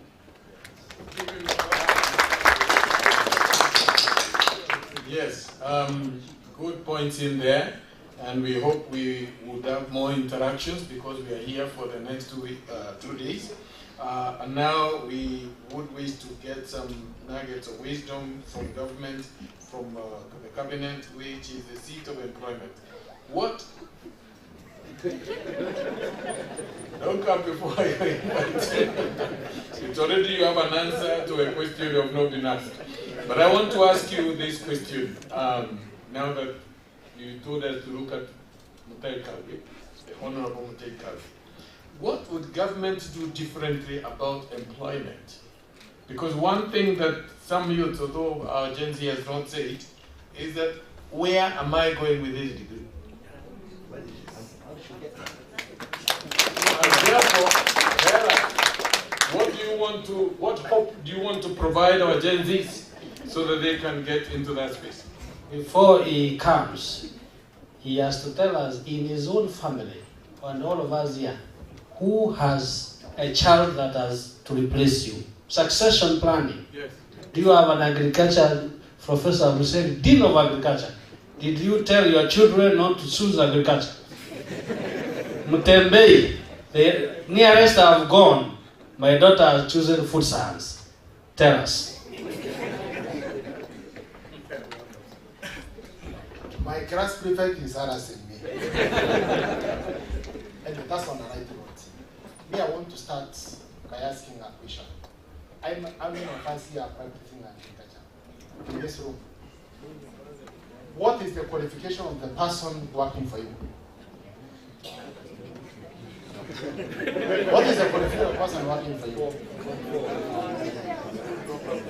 School dropouts. You know, we are the people who are supposed to start by employing certificate people, diploma, to manage your farm. So what we are doing, we are showing them that this is a useless profession. And I want to say, standing here today, that the biggest thing which is happening in the agriculture sector, which is making it look the way it is, though we are trying to change it, is that people believe that those people who are filled in life, their space is in agriculture. Yeah. And now you can imagine, you have a child at home, you want to tell him or her to know and do what? Agriculture. From where we sit, though when we try to put up these registrations, we really face a lot of opposition. How many of you heard that there was a motion in the parliament where we wanted to say that anybody practicing agriculture must have a minimum qualification? There was another one which was saying that anybody doing spraying to a crop must have a certain qualification. Anybody growing certain crops must have a certain qualification. There was this private person bill which was thrown through the window in parliament. We wanted to structure agriculture, but that not withstanding, there's a lot of future in agriculture. How many of you have ever been to Israel? When farmers in Israel are meeting, even the prime minister, is that true? They are the richest people in Israel. Farmers. Not lawyers and not procurement people. I know your class of procurement is your foreign student. To all of us. Why? We have so many jobs outside there to procure. Our ministry, we have only 2 procurement officers. But we have 268 agriculturists. But students are refusing to study agriculture. They want to study what? Procurement. To compete for 2, but not 268. So what I'm saying is, we need to change our attitude towards this. Most of the students from the universities used to be absorbed as extension workers. That aspect was involved in many countries. And it's very unfortunate that they don't prioritize that one as a key thing in agriculture. And that is one reason why you find that there is that slow uptake of these graduates to the employment sector. But from where I sit, we have started recruiting young guys by the name, we are giving them a name of entrepreneurs. We don't want to call them extension officers. And we are recruiting 7 of them per ward, totaling to over 10,000. And I'm sure just a few of the countries we have not finished. I think, Charles, we are just with a few to complete the 10,000. So what I want to encourage the young ones we have, when they get these adverts, let them not say that it is a fake thing. Let them apply. Let them apply. And I can tell you, slowly by slowly, this paradigm shift will shift, and we'll have people moving towards agriculture. It is not a retirement option, because when somebody gets to the 60th floor, you think of what? Going farming. And then you go and do it terribly wrong. Then, we are also under pressure. The European market, or other way you take our produce, they have given us a condition. They want to know who is this who is producing the produce we are taking to them. What are their qualifications? Are you getting what I'm saying? So if you don't change, we find ourselves importing guys from other countries to come and occupy space our people have refused to occupy. So as Rosetta has put it right, we want to start from the youth in school to see whether we can change that. And we have talked to the teachers. When somebody does wrong in school, don't punish them by giving them work to do in the farm.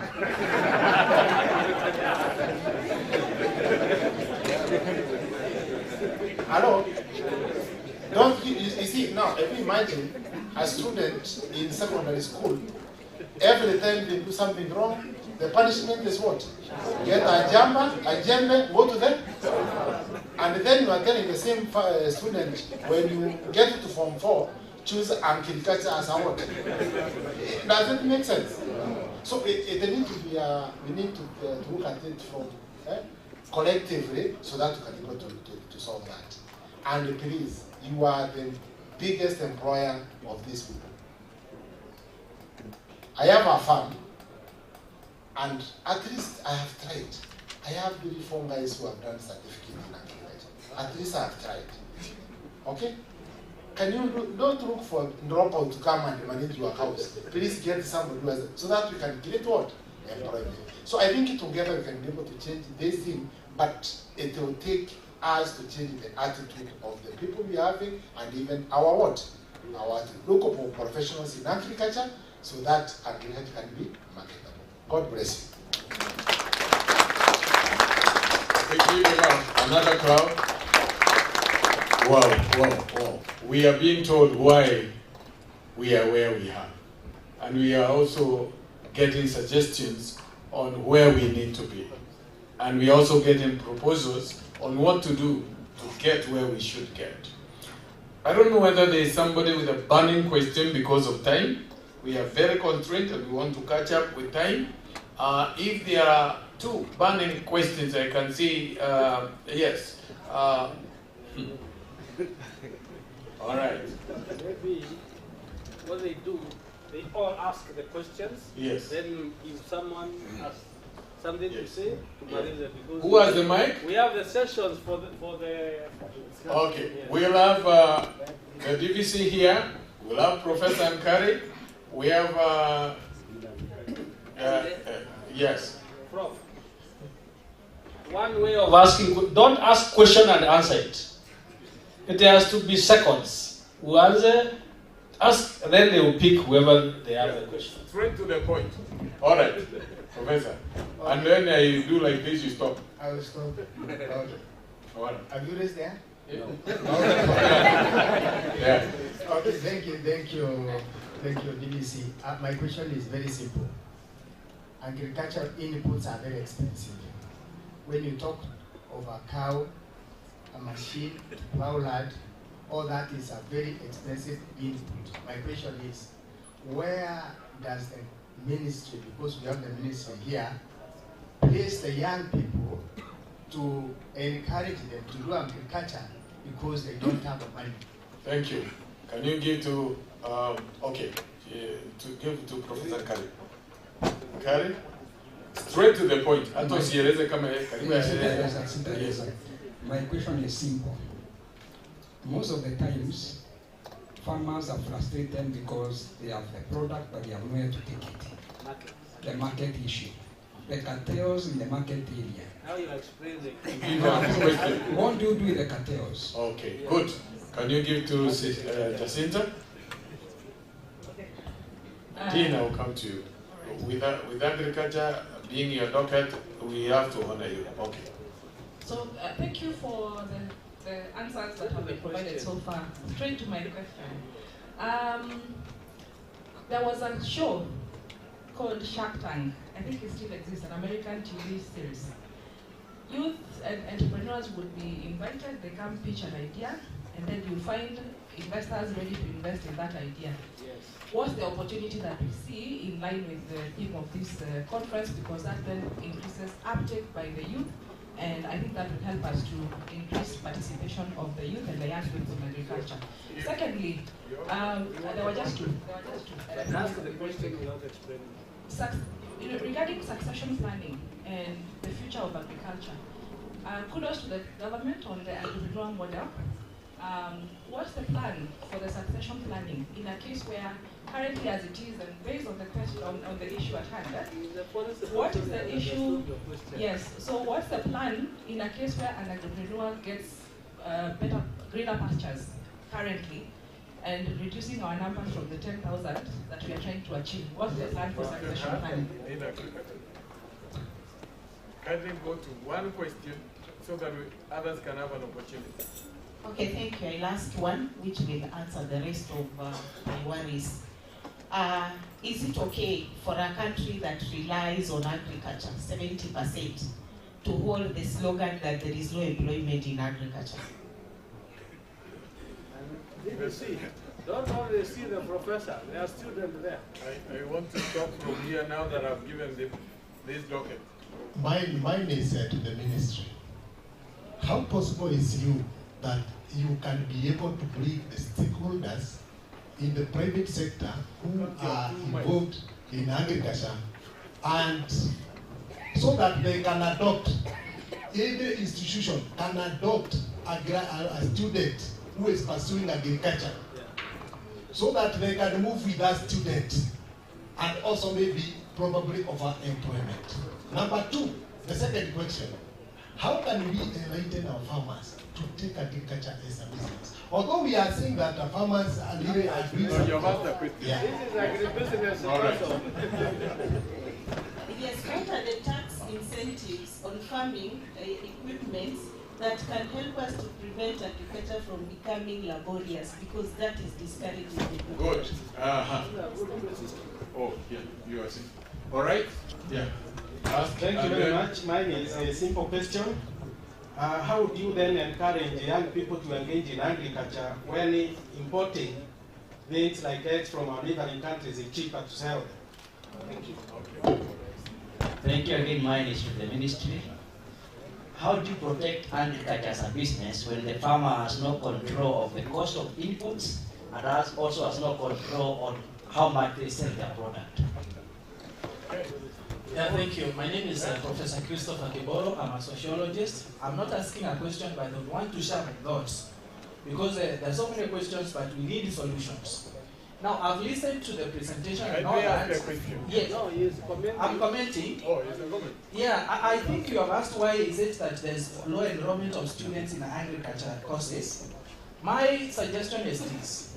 We need to look at the internal context of universities in terms of curriculum design, and we also need to do situation analysis of the external context.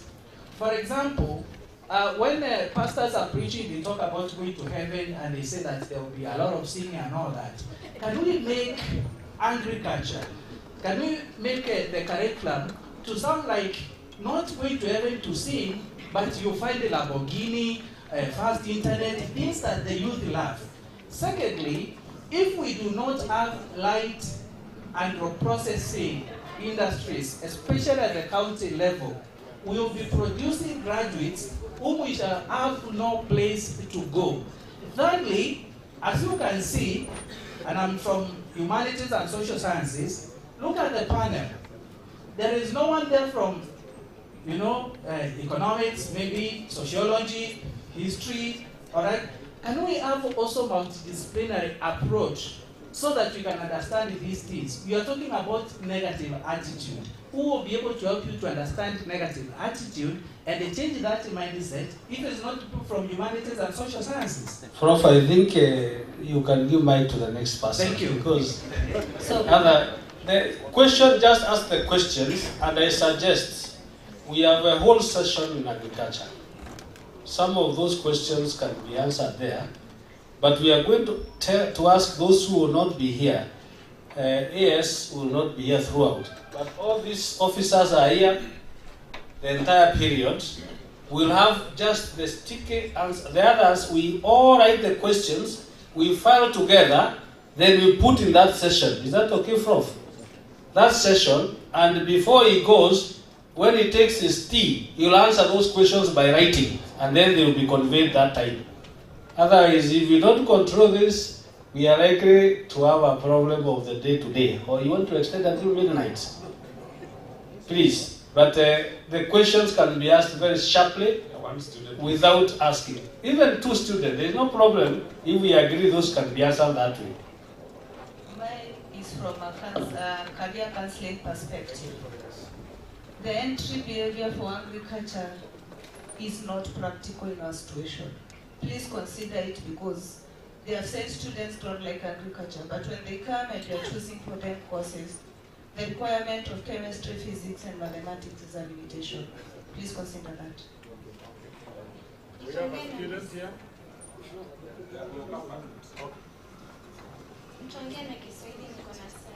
How can I, as a student, encourage me to do agriculture? By health, nikianza form 1, ile max agriculture unanipea, kama tuna explain unanipea half a mark, 2 How can you encourage me to do it? Kwa sababu nikianza form 1 ya mentality ya max, unanipea kidogo na unaniambia nifanye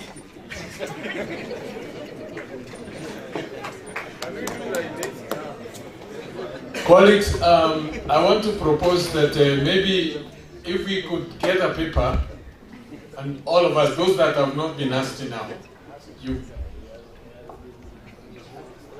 Okay, but for the rest, after this, kindly write on a piece of paper and forward. We will give our colleagues and they will respond in the next session so that we can be in a position to proceed. Otherwise, after this, then we'll ask the panel to give very brief answers because some of them are going. Kindly. Thank you, Prof. I'll go direct to my question. Scholarships are offered for postgraduate, and according to one of the government representatives, he said is 179 slots. What is the government doing to ensure that the number of slots have been increased from this number of 179, and which criteria are they using to ensure that they are issuing these slots for scholarship? Thank you. Let me answer that one first, because I'm the one who is chairing that one. It is open, it has been advertised, they have been put, the criteria is very clear, not discriminatory.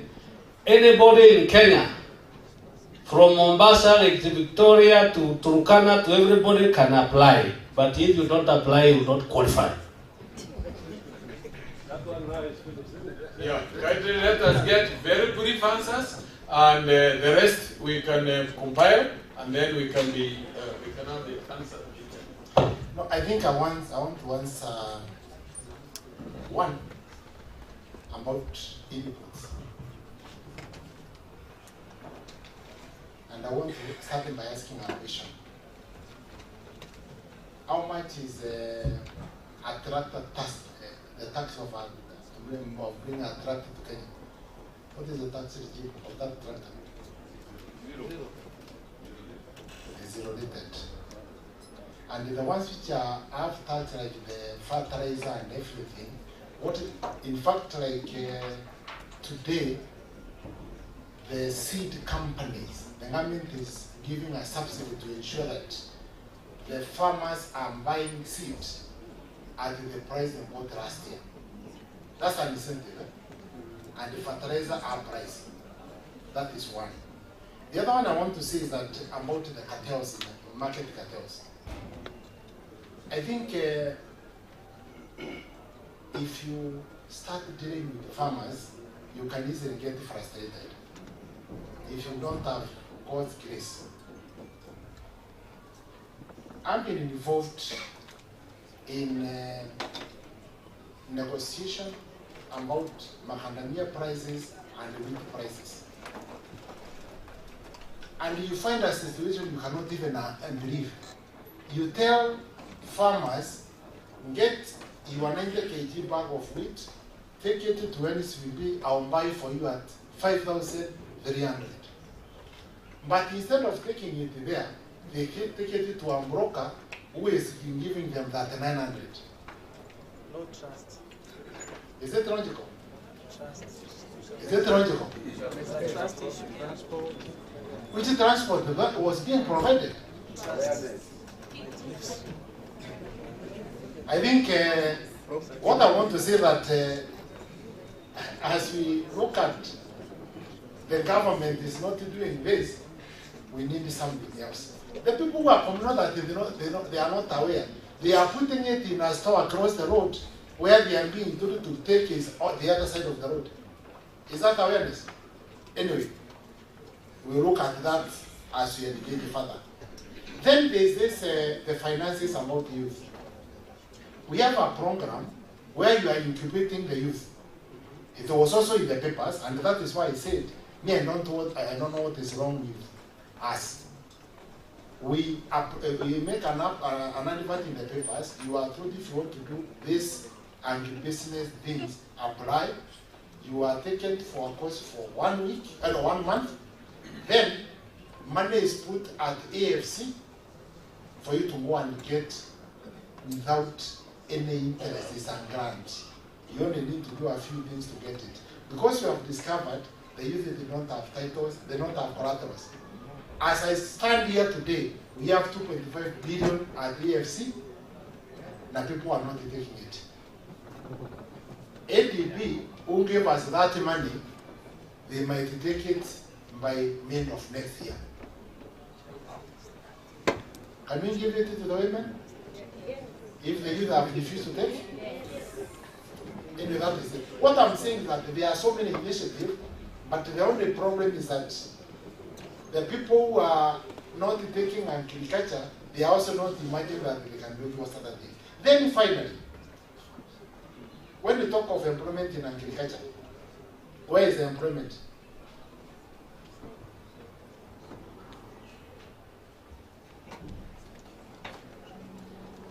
The value chain of agriculture, whatever you are talking, starts from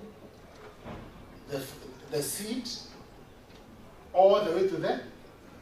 So what we are encouraging the youth to do so that they also get interested in this, not necessarily doing the actual production. They can do other things, and that is what Mwendo was trying to tell you. There is something she will be discussing with you in the when you delve deeper into it. How the opportunities which are there for the youth in this sector. Is that okay? And I want to say this. If there's anything which will be left unanswered, I want you to package it. Even if it is my brother here, you are in the dean of the LEAF Academic Affairs. Oh, academic. Can you package this?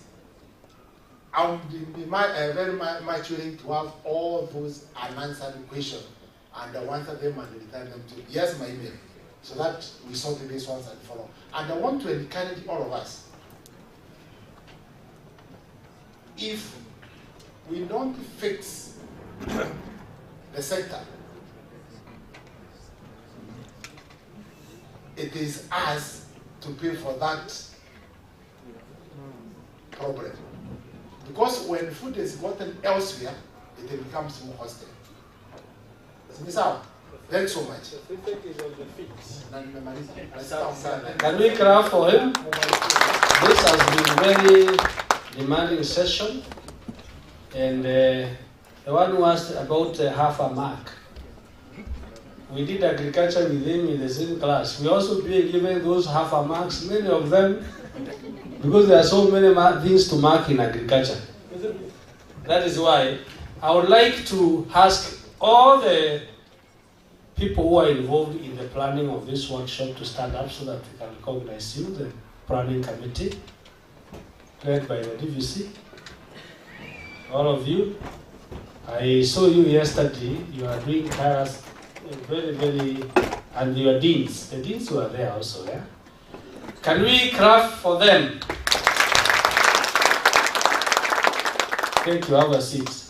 Bwana Marango, we need policy resolutions here. And they will come for you to package. Including, you know, when HIV was a problem, there was a policy. My wife is actually with them. My wife is a colleague of this gentleman in the ministry. So there used to be, I used to hear telling me, in every agricultural baraza, the agenda item number 1 was HIV, isn't it? Why can't, that's what I was asking. why can't every agenda where people meet, including a chief, the first thing is choose agriculture? Why can that one be? So that people start from Japan. In Japan, there's a lot of earthquakes, isn't it? But even a 2-year baby knows how to do when there's an earthquake, because it has embedded in their culture. Can we have this one as a policy, that agriculture sensitization, including using qualified people in our farms? Then it will be there and it will grow as a culture, isn't it? And then where next they'll get? I'm looking at my deans. Why can't we have this program, like the one that the University of Nairobi has, that takes students to Israel? When the students in high school see people going to Israel, you don't even tell them to apply. Si ni kweli? Nitaenda hapo ndio niende wapi? Israel, si ni kweli? Let us also not teach students in class. If you take them into good areas and they are making all those videos in TikTok, I'm telling you, Chuka will be funded with students for agriculture because we want to participate in those ones. So from us, we also have something to do to attract, isn't it? Thank you very much. This session is now officially closed. We will go for group photo where possible, and if we can't fit in one group, you go straight and have tea and come back to continue the sessions, and we apologize. And apologize for having infringed into your time, kidogo. And therefore, if you finish at 5:30, we have apologized to you in advance. Thank you very much, and God bless you.